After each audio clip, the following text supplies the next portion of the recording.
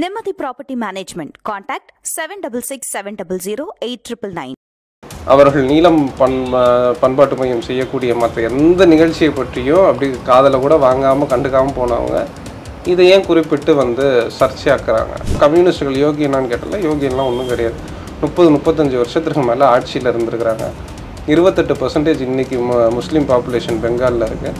ஒரு 18 to 20% Dalit population இருக்குது. வறுமை கோட்டுக்கு கீழே மிக மோசமாக முஸ்லீம்களும் தலித்துகளும் பெங்காலில் இருக்கிறாங்க. இவர் ரஜினியை வச்சு படம் எடுத்துருக்கிறாரு. இவருக்கு ஆர்எஸ்எஸ் அஜெண்டா இருக்குமா ரஞ்சித்துக்கு அப்படின்னு கேட்குறாரு. அப்படின்னா சன் பிக்சர்ஸ் இவ்வளோ படம் எடுத்துக்கிட்டு இருக்கிறாங்க. தொடர்ந்து ரஜினியை வச்சு எடுத்துக்கிட்டே இருக்காங்க. ரஜினி வச்சு மட்டும் அவங்க படம் எடுக்கல, இன்னைக்கு ராமாயணம் போட போறாங்க. அதுவும் புராண காதல் காவியமான ராமாயணத்தை போட போறோம் சன் டிவி சொல்றாங்கல்ல.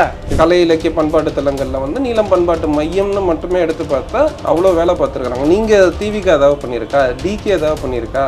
கலை இலக்கிய பண்பாட்டு தலங்கள்ல அதுல ஏன் அம்பேத்கர் இல்லை, அதுல ஏன் பெரியார் இல்லை, அதுல ஏன் அயோத்தாசர் இல்லை? இந்த மாதிரியான நீங்க யார் அதை டிக்டேட் பண்றதுக்கு? அப்ப உங்க படத்துல அம்பேத்கர் இருந்தாரா? உங்க படத்துல பெரியார் இருந்தாரா? எங்களை நீங்க பாஜக அல்லது சேரிகள் எங்கேயாச்சும் நீங்க பாஜக குரலை பார்த்துருக்கீங்களா? நானா பாஜக கூட்டம் தான், நீங்க தானே கூட்டம் வந்தீங்கன்னு சொல்றாரு. யாரை சொல்றாரு? ஓட்டு போடும்போது நான் இந்தியா கூட்டணிக்கு தான் ஓட்டு போட்டேன்னு சொல்றாரு. அது ஓப்பன்லி ரெக்கார்ட் எடுத்தான். அப்போ நான் சமூக ரீதியாக எந்த வகையில் ஒடுக்க போகிறேன், நான் தலித்தா ஒடுக்க போகிறேன்னா நான் தலித்துன்னு தான் சொல்ல முடியும். அப்போ நீங்கள் தலித் கொஸ்டினாச்சும் இருக்குது. முஸ்லீம் கொஸ்டினை கேட்டிங்கன்னா இந்த மதவாதி, பிற்போக்குவாதி, பயங்கரவாதி அவங்களோட 23rd கான்ஃபரன்ஸ் நான் அவங்களுக்கு கூட அனுப்பிச்சேன். 23rd கான்ஃபரன்ஸில் எழுதி வச்சுருக்கிறாங்க. எம்ஐஎம், ஜமாத்தே இஸ்லாமி, எஸ்டிபிஐ இவங்கெல்லாம் கிட்டத்தட்ட ஆர்எஸ்எஸ்க்கு ஈக்குவல்னு எழுதி வைக்கிறாங்க. ராமராஜ்யம் அமையுமானால் எப்பாடுபட்டான்னு தடுத்தாகணும் அப்படின்னு அண்ணல் அம்பேத்கர் சொன்னதா அவரே கோட் பண்ணுறாரு. யாராவது வந்துச்சாங்க.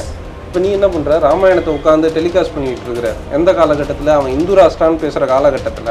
அப்போ ரஞ்சித் கேட்குற கேள்வி நியாயமான கேள்வி தானே. நானா கூட்டிகிட்டு வந்தேன், நானா ஆட்சியில் பங்கெடுத்தேன், சன் பிக்சர்ஸ் எடுத்தேன், ரெட் ஜெயின்ஸ் எடுத்தேன், பீஸில் என்ன பேசப்பட்டுச்சு? நீங்கள் எஃப்ஐஆர்னு ஒரு படத்தை, இஸ்லாமோஃபோபிக் படத்தை இது பண்ணுறீங்கள உதயநிதி பிக்சர்ஸில். இல்லை, ஒரு பொது எதிரி இருக்கான். அந்த பொது எதிரியை நாம் எல்லாரும் சேர்ந்து ஒரே வாசலில் கேள்வி கேட்போங்கிறது எப்படி இருக்குது? நான் இங்கே கேட்டுக்கிறேன், நீ அங்கே கேட்டுக்கிறது எப்படி இருக்குது? எனக்கு அந்த ஸ்பேஸுக்குள்ளாலே இடம் இல்லை. உங்கள் ஸ்பேஸ்க்குள்ளால இவங்க சொல்கிறாங்கல்ல, அந்த மைய நீரோட்டம், பொது நீரோட்டம், அந்த ஸ்பேஸுக்குள்ளால தலித்துகளுக்கோ முஸ்லீம்களுக்கோ இடமே இல்லை. பொது நீரோட்டம், மைய நீரோட்டம்ன்றது இந்து நீரோட்டம். இன்க்ளூசிவ் பாலிடிக்ஸ்னால் திரும்ப பேசினதான். இன்க்ளூசிவ் பாலிடிக்ஸ்னால் எல்லாரையும் உள்ளடக்கிய பாலிடிக்ஸ்.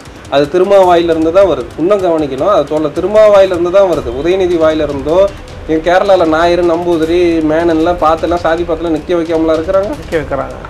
அப்போ அதுதான் இந்திய சமூகத்தோட இந்த தேர்தல் அமைப்பு முறையோட யதார்த்தம். ரஞ்சித்தால செய்யப்பட்ட வேலைகள்ல 1/4 பங்கு கூட திராவிட இயக்கத்தை சார்பாக செய்யலங்கிறதா. செய்யல, காங்கிரஸும் செய்யல, எவனும் செய்யல. காங்கிரஸ் விட்டுருங்க, காங்கிரஸ் இயற்கையாவே செய்ய மாட்டாங்க. அவங்க வரமாட்டாங்க அவங்க. அப்ப அவங்க தானே அடுத்த பிரதமர் வேட்பாளர். நீங்க தானே இந்துத்துவாவை எதிர்க்க போறீங்க. ரஞ்சித் பண்ணா அது மார்க்கெட்டிங் இல்ல, உதயநிதி பண்ணா மார்க்கெட்டிங்கா? நீங்க இப்ப கடைசியா திராவிட சினிமா பெரியாரை பத்தி என்னங்க எடுத்தாங்க? ரஞ்சித்தை கேட்குறாங்க, ஏன் பெரியார் படம் இல்லை? அப்போ உனக்கு பெரியார வெளிப்படையா பேச மாட்டேங்கிறாரு, நிராகரிக்கிறாரான்னு கேட்குறாங்க. நீங்க பேசுங்க. அண்ணா வச்சுதான் சோறு வச்சு தின்னுட்டு இருக்கிறாங்க எல்லாரும். அண்ணா தான் உல போட்டாரு. அண்ணா இல்லைன்னா இவங்க யாரும் இல்லை. அண்ணாவை பத்தி ஒரு படம்.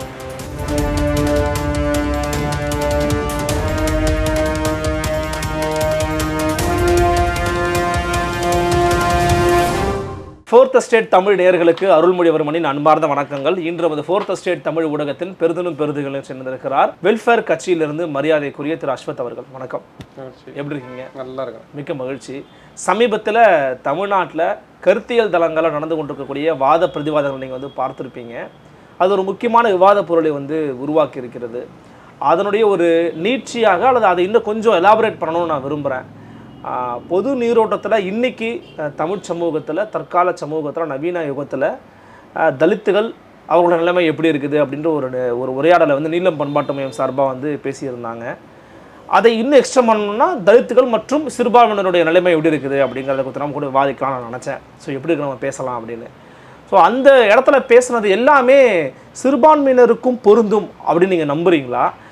ஏன் அப்படின்னா அவர்களும் இன்னைக்கு ஒரு உரையாடலுக்கு கொண்டு வரப்பட வேண்டிய ஒரு பாட்டாக இருக்கிறாங்கன்னு பார்க்குறீங்களா? சொசைட்டியில் எப்படி பார்க்குறீங்க? நீலம் பண்பாட்டு மையம் ரஞ்சித் பண்ணிகிட்டு இருக்கிற லாஸ்ட் ஒரு 10 இயர்ஸாக அந்த மெட்ராஸ் படத்திற்கு பிறகான ஒரு காலகட்டங்களில் இயங்கிட்டு இருக்கு. அப்போ நீளம்னா என்ன, அவர்கள் சொல்லக்கூடிய அந்த லாஸ்ட் ஒரு 7 வருஷமாக அது நடந்துகிட்டு இருக்கு. இப்போ இது வந்து லாஸ்ட் ஒரு மாதமாக அவர்கள் வந்து வேறு நிகழ்ச்சி, ஓவியம், இசை, இந்த மாதிரி தொடர்ந்து நடத்திக்கிட்டு இருக்காங்க. அதில் சர்ச்சையானது தான் இந்த கடைசியான 2 இது. அந்த சர்ச்சையானதா, சர்ச்சையாக்கப்பட்டதா, சில தரப்பால் சர்ச்சையாக்கப்பட்டதான்றது கேள்வி இருக்குது. அப்போ மற்ற எதையுமே அவர்கள் நீளம் பண்பாட்டு மையம் செய்யக்கூடிய மற்ற எந்த நிகழ்ச்சியை பற்றியும் அப்படி காதலை கூட வாங்காமல் கண்டுக்காமல் போனவங்க இதை ஏன் குறிப்பிட்டு வந்து சர்ச்சையாக்குறாங்க. இப்போ அது 2 நாள் கான்ஃபரன்ஸ் நடக்குது. அதில் எழுத்தாளர்கள் பலரும் வந்து பேசுகிறாங்க, ஆக்டிவிஸ்டுகள் எல்லாரும் பேசுகிறாங்க. அப்போ அது விரிவாக தலித்துகளோட இன்னைக்கான நிலைமை என்ன, இந்தியாவில் என்ன, தமிழ்நாட்டில் என்ன, அவர்களுடைய சமூக பொருளாதார நிலை என்ன, அவர்களோட கல்வி நிலை என்ன, இது விரிவாக எல்லா தளங்கள்லையும் பேசப்படுது. அப்போ சோஷியல் மீடியாஸில் குறிப்பிட்ட ஆதவன் திச்சானியா பேசுகிறதையும் ஷாலின் பேசுகிறதையும் குறிப்பிட்டு வெட்டி ஒட்டி அவர்களுக்கான ஒரு கருத்து அப்படி மாற்றியான உரையாடல் வருது. அப்போ வந்து அது உரையாடலாக மட்டும்தான் இருக்கா, இல்லை தலித்துகள் மீது உண்மையான அக்கறையோடு அந்த உரையாடல் இருக்குதா அப்படின்ற ஒரு கேள்வி இருக்குது. இப்போ ஆதவன் ஒரு பக்கம் அதை பேசுகிறாரு, ஆதவன் ஒரு தளத்துலேருந்து பேசுகிறாங்க, ஷாலின் ஒரு தளத்துலேருந்து பேசுகிறாங்க. அப்போ அதோட பிரச்சனையோட மையம் வந்து ஷாலின் வந்து மர்ஜாப்பி விஷயத்த சொல்கிறாங்க. மர்ஜாப்பியில் பெங்காலில் கம்யூனிஸ்டுகள் வந்து மாஸ்கர் நடந்துச்சு, இனப்படுகொலை வந்து நடந்திருக்கு அப்படின்றாங்க. அதுக்கு ஆதவன் சொல்கிறாரு, அப்படிலாம் இல்லை, சமீபத்தில் ஒரு புத்தகம் வந்திருக்கு, பாரதி புத்தகாலயத்துலேருந்து போட்டிருக்குறாங்க அப்படின்றாரு. அதை வந்து நீங்கள் ஏன் கம்யூனிஸ்டில் இப்படி டீல் பண்ணணுன்ற அளவில் அதை பேசுகிறாரு. ஆனால் அந்த புத்தகம் நான் படிச்சுட்டோம், அதுக்கு விமர்சன கட்டுரையும் வந்துருச்சு. அதாவது புத்தக காட்சியில் வெளியான ஒரு 4-5 நாளைக்குள்ளாலே அதற்கான மறுப்பும் கொடுத்துட்டோம். ஓகே, அந்த மறுப்பு ஒரு போலீஸ் நரேஷன். அந்த புத்தகத்தில் கொடுக்கப்பட்டது எல்லாமே போலீஸ் நரேஷன். புத்தகம் வந்து போலீஸ் நரேஷன் சொல்கிறீங்க? புத்தகமே ஒரு போலீஸ் நரேஷன்னா ஒரு ஸ்டேட்டோட வாய்ஸ் அது. ஓகே, புத்தகம் ஒரு போலீஸ்கார் வந்து இப்போ ஸ்டெர்லைட் படுகொலை நடந்துச்சுன்னா ஒரு போலீஸ்கார் வந்து குற்றப்பத்திரிக்கை எழுதுவாங்கல்ல, அது மாதிரியான ஒரு புத்தகம் தான். அதில் கொடுக்கப்பட்ட டேட்டாஸோ எதுவும் ஒழுங்கு கிடையாது. அந்த டேட்டாஸ் வந்து எதுவுமே கிளியர் கட் கிடையாது. அந்த போலீஸ் தரப்புலேருந்து வைக்கக்கூடிய வாதங்களாக மட்டும்தான் இருக்குது. இப்போ அந்த புத்தகத்தில் வந்து நம்ம மர்ஜாப்பி இஷ்யூ பேசணுன்னா அந்த கிழக்கு பாகிஸ்தான்ற இப்போதைக்கு பங்களாதேஷ் பெங்காலோட விஷயங்கள் இது எல்லாத்தையும் விரிவாக பேசணும். அப்போ அது தலித் இஷ்யூவாக மட்டும்தான் இருக்குதான்னு பார்த்தா அது தலித் இஷ்யூவும் இல்லை, அதுக்குள்ளால முஸ்லீம் இஷ்யூ, பங்களாதேஷும் இப்போ இருக்கக்கூடிய பெங்கால், இந்தியா, இந்த விஷயங்கள்லாம் பற்றியா விரிவாக ஒரு நேஷ்னலிஸ்டிக் வியூவிலேருந்து பார்க்க வேண்டியது இருக்குது. இப்போ அதை வந்து ரொம்ப சுருக்கி இப்படி எடுத்துகிட்டு போகவும் தேவையில்லை. அப்போ அந்த தளங்களுக்குள்ளெல்லாம் கம்யூனிஸ்டுகள் வராங்களா? அப்போ கம்யூனிஸ்டுகள் யோகி என்னான்னு கேட்டால யோகியெல்லாம் ஒன்றும் கிடையாது. 30-35 வருஷத்துக்கு மேலே ஆட்சியில் இருந்துருக்குறாங்க. 28% இன்னைக்கு முஸ்லீம் பாப்புலேஷன் பெங்காலில் இருக்குது. ஒரு 18-20% வந்து தலித் பாப்புலேஷன் இருக்குது. வறுமை கோட்டுக்கு கீழே மிக மோசமாக முஸ்லீம்களும் தலித்துகளும் பெங்காலில் இருக்கிறாங்க. இல்லை, அதுக்கு கம்யூனிஸ்டுகள் மட்டும்தான் முழு காரணம்னு சொல்லிட முடியுமான்றது? கம்யூனிஸ்டுகள் மட்டும்தான் முழு காரணம்னு சொல்லலை, ஆனால் 30-35 வருஷத்துக்கு மேலே ஆட்சியில் இருக்காங்க. அப்போ அதில் தலித்துகள் இன்னைக்கு மம்தா இருக்கிறாங்க, கடந்த 10 வருஷமாக இருக்கிறாங்க. 2010 வரைக்கும் புதுதேவ பட்டாச்சாரியா தான் இருக்கிறாரு. அப்போ லாஸ்ட் 10 வருஷமாக தான் வந்து மம்தா பானர்ஜி இருக்கிறாங்க. அப்போ ஒரு 1/4 நூற்றாண்டுக்கு மேலான ஆட்சியில் முஸ்லீம்களும் தலித்துகளோட வாழ்நிலை என்னவா இருந்திருக்கு? அப்போ மிக மோசமாக தானே இருந்திருக்கு. சரி, இது வந்து பெங்காலோட இஷ்யூ. இப்போ இந்த நீலம் பண்பாட்டு மையம் வந்து பேசுனது வந்து விரிவாக வெவ்வேறு தளங்களில் பேசுகிறாங்க. அதில் குறிப்பிட்டு இந்த சர்ச்சையாகிறதுன்றது வந்து திட்டமிட்டு உருவாக்குறது. அதில் இவர் கேட்குறாரு, தமிழ் கேள்வி செந்தில்வேல் கேட்குறாரு, இவர் வந்து ரஜினியை வச்சு படம் எடுத்துருக்கிறாரு, இவருக்கு வந்து ஆர்எஸ்எஸ் அஜெண்டா இருக்குமா ரஞ்சித்துக்கு அப்படின்னு கேட்குறாரு. அப்படின்னா சன் பிக்சர்ஸ் வந்து இவ்வளோ படம் எடுத்துக்கிட்டு இருக்கிறாங்க, தொடர்ந்து ரஜினியை வச்சு எடுத்துக்கிட்டே இருக்காங்க. ரஜினி வச்சு மட்டும் அவங்க படம் எடுக்கல, ராமாயணத்தை இன்னைக்கு ராமாயணம் போட போகிறாங்க. அதுவும் புராண காதல் காவியமான ராமாயணத்தை போட போகணும்னு சன் டிவி சொல்கிறாங்கல்ல. 1990களில் தூர்தர்ஷன் வந்து ராமாயணம் மகாபாரதம்லாம் சீரீஸ் வெளியிட்டாங்க. 90 to 95-98 காலகட்டங்களில் தமிழ்நாட்டு குக்கிராமங்கள் வரைக்கும் இந்தியா முழுக்க எல்லாத்துலேயும் போட்டாங்க. வெவ்வேறு டிரான்ஸ்லேஷனில் போச்சு, தமிழில், தெலுங்கில், மலையாளத்தில், இந்த மாதிரி போச்சு. இப்போ இன்றைக்கி சன் டிவி வந்து சன் நெக்ஸ்ட் நியோன்னு நினைக்கிறேன், சன் நியோன்ட்டு ஒன்று வந்து ஹிந்தியில் ஒரு சேனல் ஆரம்பிக்கிறாங்க. இந்த பக்கம் வந்து ராமாயணத்தை வந்து நாங்கள் டெலிகாஸ்ட் பண்ண போகிறோம் அப்படின்ட்டு ட்ரெய்லர்லாம் வருது. அதை வந்து அவங்க பிஸ்னஸ் வேறு, பாலிடிக்ஸ் வேற அப்படின்னு சொல்லக்கூடிய வாய்ப்புகள் இருக்குல்ல. அப்போ நீங்கள் ரஞ்சித்துக்கிட்ட இவ்வளவு கரார்த்தன்மையோட, இவ்வளவு ஆண்டத்தனத்தோட, சாதிய ஆண்டத்தனத்தோட ரஞ்சித்தை டீல் பண்ணிட்டு இருக்கிறது எந்த கணக்குது? ரஞ்சித் வந்து தனியாக வரல. இப்போ 90களில் நம்ம விரிவாக பார்த்தோன்னா 1990களில் அம்பேத்கர் நூற்றாண்டு வருது. நூற்றாண்டுக்கு பின்பான காலகட்டத்தில் தலித் அதற்கு முன்னாடி இருந்த தலித் பேந்தர்ஸாக இருக்கலாம், இல்லை விசிகாவாக இருக்கலாம், இல்லை பிஎஸ்பியாக இருக்கலாம், அந்த மாதிரி இந்தியா முழுக்க தலித்துகள் வந்து ஒரு எழுச்சிகரமாக கருத்தியல் தளங்களில், பண்பாட்டு தளங்களில், அரசியல் தளங்களில் தலித்துகள் பற்றி பெரும் விவாதம் எழும்புது. அதிகாரங்கள் மாறுது. அங்கே வந்து மாயாவதி ஆட்சி அமைச்சதெல்லாம் நம்ம பார்த்தோம். அப்போ தமிழ்நாட்டிற்குள்ளால பார்த்தோம்னா சிறு பத்திரிகைகள்லேருந்து கதை, கவிதை, கட்டுரை, இலக்கியங்கள், தலித்துகளோட வாழ்வு, அவர்களோட கொண்டாட்டம், துக்கம், இதெல்லாம் ஒரு 20 வருஷமாக வருது. வெவ்வேறு தளங்களில் வந்துக்கிட்டே இருக்குது. மெயின் ஸ்ட்ரீம் பத்திரிகையில் வருது, சிறு பத்திரிகைகளில் வருது. இதெல்லாம் வந்து 2010களுக்கு பிறகு ரஞ்சித்ன்ற ஒரு ஆள் வந்து அதோட அதாவது இதற்கு முன்னாடி இருந்த எழுத்தாளர்கள், கவிஞர்கள், இவங்க எல்லாம் போட்ட விதையிலிருந்து அது ஒரு சீடாக வந்து ரஞ்சித் வர்றாரு. ரஞ்சித் அதை இன்னும் அடுத்த கட்டத்துக்கு எடுத்து போகிறாரு. அப்போ கடந்த 7 வருஷமாக நீலம் பண்பாட்டு மையம் என்னென்ன வேலை பார்த்துருக்குறாங்க அதெல்லாம் இருக்குல்ல. இப்போ கலை இலக்கிய பண்பாட்டு தலங்களில் வந்து நீலம் பண்பாட்டு மையம்னு மட்டுமே எடுத்து பார்த்தா அவ்வளோ வேலை பார்த்துருக்குறாங்க. நீங்கள் டிவிக்கு ஏதாவது பண்ணியிருக்கா? டிகே ஏதாவது பண்ணியிருக்கா? கலை இலக்கிய பண்பாட்டு தலங்களில் திராவிடர் கழகங்கள் என்ன பங்கு செலுத்துச்சு? அதாவது மற்ற எல்லா திராவிட ஸ்பேஸ் இருக்கணும்ல. இப்போ ரஞ்சித்துக்கு கிடைச்ச வாய்ப்போ அல்லது ரஞ்சித்துக்கு கிடைச்ச ஸ்பேஸோ இவங்களுக்கு கிடைச்சுன்னு நினைக்கிறீங்களா? நீங்கள் இவங்க சார்பாக யார் திரையுலகத்தில் இருக்கிறாங்கன்னு கேட்குறேன். திரையுலகத்தில் இருந்ததன் காரணமாக பாரஞ்சித்தால் செய்ய முடிந்திருக்கிறது. நீங்கள் தாங்க திரையுலகமே. இவங்க தானேங்க சன் பிக்சர்ஸும் ரெட் ஜெயிண்ட்டும் க்ளவுடு இந்த மாதிரி எவ்வளோ. நீங்கள் தாங்க திரையுலகமே. இங்கே திராவிடம் எப்படி வளர்ந்துச்சு சினிமானால? எம்ஜிஆராக இருக்கட்டும், கலைஞராக இருக்கட்டும், அப்போ அவர்களுக்கு இதோட முக்கியத்துவம் அண்ணாவிலிருந்து அண்ணா, எம்ஜிஆர், கலைஞர் எல்லாருமே அப்போ பார்த்தா அண்ணா திமுகலேருந்து பார்த்தாவே கிட்டத்தட்ட எல்லாருக்குமே தெரியுது. அப்போ இதோட முக்கியத்துவம் என்னன்னு தெரியுது. இப்போ திராவிடத்தோட நீட்சி தான் ரஞ்சித்தாகவும் இருக்க முடியுது தமிழ்நாட்டில். அப்போ அந்த வேலைகளை அவர் பண்ணிக்கிட்டு தான் இருக்கிறார். அப்போ நீங்கள் அவரை வந்து நீங்கள் டீல் பண்ணுறது வந்து உங்களோட இடைநிலை சாதி ஆண்டத்தனத்தில் இருந்தால் டீல் பண்ணுறது. நீங்கள் வந்து இப்படி படம் எடுக்கலாம், இல்லை அதில் ஏன் அம்பேத்கர் இல்லை, அதில் ஏன் பெரியார் இல்லை, அதில் ஏன் அயோத்தாசர் இல்லை, இந்த மாதிரியான நீங்கள் யார் அதை டிக்டேட் பண்ணுறதுக்கு? அது ரஞ்சித் டிக்டேட் பண்ணி அவர் முடிவு எடுத்துக்கிட்டோம். அப்போ உங்கள் படத்தில் வந்து அம்பேத்கர் இருந்தாரா? உங்கள் படத்தில் பெரியார் இருந்தாரா? அப்போ நீங்கள் முதலாளித்துவத்தோட சார்பில் இருக்கலாம், இல்லை இந்திய தேசியத்தோட சார்பில் இருக்கலாம், ஆர்எஸ்எஸோட சார்பில் இருக்கலாம். ஆனால் ரஞ்சித் வந்து அப்படி ஸ்ட்ரிக்டாக அப்படி கரெக்டாக இருக்கணும். இல்லை, இப்போது அந்த விவாதத்தினுடைய நம்ம மையக்கருக்கு நம்ம நகர்ந்து போயிடலாமே. இப்போ என்னென்னா, பாரஞ்சித் அவர்களுடைய அந்த நீலம் பண்பாட்டு மையத்தில் ஷாலின் மரியா லாரன்ஸுக்கும் ஆதவந்தி சன்யாவுக்கும் இடையிலான ஒரு உரையாடல் நடக்குது. இவர் ஒன்று பேசி இவங்க முடிக்கிறாங்க. அதன் பிறகு இவர் பேசுகிறாரு. அது வந்து திராவிடத்தை ரொம்ப எள்ளி நகையாடுறீங்க, அது ரொம்ப இடது கையில் நீங்கள் டீல் பண்ணுறீங்க, அது மாதிரி பண்ணக்கூடாது, நக்கல் அடிப்பீங்களா நீங்கள் அப்படிங்கிறதுலாம் அவர் வந்து ஒரு டோனை முன்வைக்கிறாரு. இந்த மாதிரியான விமர்சனங்கள் அல்லது சர்ச்சைகள் அப்படிங்கிறது இயல்பாக இடத்தான செய்யுது. இல்லைன்னா சர்ச்சைக்கு உள்ளாக்கப்படுகிறது அப்படின்ற ஒரு வார்த்தையை நீங்கள் சொன்னீங்க. இல்லை, இப்போ பொது நீரோட்டம், மைய நீரோட்டம்னு ஒன்று சொல்கிறாங்க. ஆமாம். அப்போ பொது நீரோட்டம்னா என்ன, மைய நீரோட்டம்னா என்ன? ரெண்டும் ஒரே வார்த்தை தான், வேறு அர்த்தம். அப்போ மெயின் ஸ்ட்ரீம் பாலிடிக்ஸில் வந்து நீங்கள் கலக்கணும் அப்படின்றாங்க. அதை ஒட்டி தான் ஒரே பொருள் வேறு வார்த்தையில் சொல்லிட்டு இருக்கிறாங்க. அப்போ மெயின் ஸ்ட்ரீம் பாலிடிக்ஸில் கலக்கணும் அப்படின்னா அதை ஒட்டி தோழர் திருமாவோட காலச்சூடு இதில் வந்து புத்தக வெளியீட்டில் பேசினதோட ஒரு சின்ன காணொலி கூட கட் பண்ணி போட்டு ஒரு நரேட்டிவ் செட் பண்ணுறாங்க. திருமா அவங்க பேசினது வந்து வேறு கான்டெக்ஸ்டில் அவர் பேசுகிறார், இன்க்ளூசிவ் பாலிடிக்ஸில் வந்து. இவங்க இங்கேருந்து ரஞ்சித்தோ மற்ற தரப்புகளோ இங்கேருந்து பேசுகிற கான்டெக்ஸ்ட் வந்து வேறு.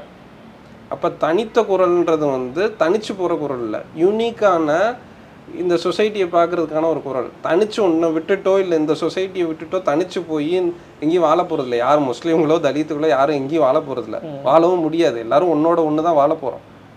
இப்போ தனித்த குரல்னால் அது யூனிக்கான ஒரு குரல் அது. அப்போ இந்த சொசைட்டியை பார்க்குறதுக்கான ஒரு தலித் பெர்ஸ்பெக்டிவும் தலித் லென்ஸையும் அது கொடுக்குது.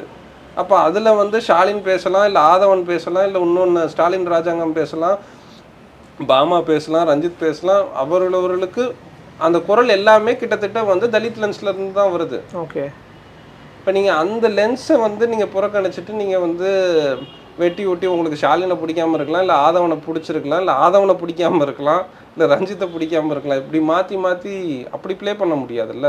இல்லை, ரஞ்சித் வந்து தனித்த குரலோடு இருக்கிறது, தனிச்சு நிற்கிறது என்னங்க பிரச்சனை? எங்களை வந்து நீங்கள் பாஜக அல்லது சேரிகளில் எங்கேயாச்சும் நீங்கள் பாஜக குரலை பார்த்துருக்குறீங்களா? நானா பாஜக கூட்டம் தான், நீங்கள் தானே கூட்டம் வந்தீங்கன்னு சொல்கிறாரு. யாரை சொல்கிறாரு? ரஞ்சித் எலெக்ஷன் அன்னைக்கு அவர் வந்து ஓட்டு போடும்போது நான் இந்தியா கூட்டணிக்கு தான் ஓட்டு போட்டேன்னு சொல்கிறார். அது ஓப்பன்லி ரெக்கார்டு எடுத்தான், மீடியாக்களில் இருக்குது. யாருக்கு ஓட்டு போட்டிங்கன்னா இந்தியா கூட்டணிக்கு தான் ஓட்டு போட்டேன். அப்போ அவர் தொகுதியில் எந்த கேண்டிடேட் இருக்கிறாங்கன்னு நீங்கள் போய் பார்த்துக்குங்க. அது அவரோட வாக்குச்சாவடியில் கூட போய் பார்த்துக்கலாம். அப்போ வெளிப்படையாக இந்தியா கூட்டணியை ஆதரிச்சிருக்கிறார். அப்போ இன்னொரு பக்கம் இந்த சொசைட்டியை வந்து கொஸ்டின் பண்ணுறாங்கல்ல, பண்பாட்டு தலங்களில், கலை இலக்கிய தலங்களில். இப்போ இந்த தரப்புகள் என்னவா பார்க்குது? இடைநிலை சாதி தரப்புகள் தலித்துகளை என்னவா பார்க்குது? முஸ்லீம்களை என்னவா பார்க்குது? காங்கிரஸ் என்னவா பார்க்குது? திமுக என்னவா பார்க்குது? அப்போ அதில் இருக்கக்கூடிய மேட்டிமைத்தனத்தை கொஸ்டின் பண்ணும்போது ஏன் பதட்டம் ஆகிறாங்க? அதில் உள்ள அந்த ஆண்டத்தனத்தை கொஸ்டின் பண்ணும்போது ஏன் பதட்டம் ஆகணும்? இல்லை, அதாவது கொஸ்டின் பண்ணுறதுங்கிறத தாண்டி மற்றவர்கள் வந்து எதுவும் இல்லைங்கிற மாதிரியான ஒரு டோன் ஏதோ ஒரு வகையில் அவருடைய பேச்சில் வெளிப்படுது, செயல்பாடுகளை வெளிப்படுதுங்கிறாங்க. ஃபார் எக்ஸாம்பிள், ஒரு திரைப்படத்தில் கூட அவர் பேசும்போது கம்யூனிஸ்டா அப்படின்னு கேட்கும்போது நான் அம்பேத்கரிஸ்ட்னு சொல்லுவாங்க. இப்போ அது கூட விவாத பொருளாக மாற்றிருக்கிறாங்கன்னு அவர் வருத்தப்படுறாரு. கம்யூனிஸ்டா நீ கம்யூனிஸ்டா இரு, நான் அம்பேத்கரிஸ்டா இருக்கேன் அப்படிங்கிறாரு. ஆனால் இங்கே இருக்கிறவங்க என்ன சொல்கிறாங்கன்னா எல்லாரும் ஒன்றா நிற்கலாம் அப்படிங்கிறாங்கல்ல. அந்த ஒன்றா நிற்கிற இடத்துல ரஞ்சித் வராரா இல்லையாங்கிறதா என் கேள்வி. அந்த படத்தில் அம்பேத்கரிஸ்ட்னு ஒரே ஒரு வார்த்தை, கம்யூனிஸ்ட் அதை கேன்சல் கூட பண்ணலை. அந்த படம் வந்து கம்யூனிஸ்டத்தை கேன்சலே கூட பண்ணல. நட்சத்திர நகரத்தில் ஒரே ஒரு சீனில் ஒரே ஒரு வார்த்தை. அதுக்கே இவ்வளவு இன்டாலரன்ஸாக இங்கே இருக்க தோழர்கள் வந்து, அதாவது சகிப்புத்தன்மையே இல்லாமல் இவ்வளவு மோசமாக டீல் பண்ணணும். அதுக்கு மணிக்கணக்கில் வேற பேசிகிட்டு இருக்கிறாங்க. அந்த நேரத்தில் பேசிகிட்டே இருந்தாங்க. ஒரு வாரத்துக்கு மேலே வந்து ரஞ்சித் அப்படியா இப்படியா, ஒரு சாதாரண ஒரு படத்தில் வர ஒரு சீனு. அப்போ நீங்கள் தனிச்சிருக்கணும், நான் அம்பேத்கரிஸ்டாக இருக்கிறேன், இல்லை பெரியாரிஸ்டாக இருக்கிறேன், நான் முஸ்லீமாக இருக்கிறேன், தலித்தாக இருக்கிறேன், நீ கம்யூனிஸ்டாக இருக்கிற. கம்யூனிஸ்ட்ன்றது பொலிட்டிக்கல் ஐடென்டிட்டி, சோஷியல் ஐடென்டிட்டி கிடையாது. கம்யூனிசம் என்பது அரசியல் அடையாளம் தானே தவிர சமூக அடையாளம் கிடையாது.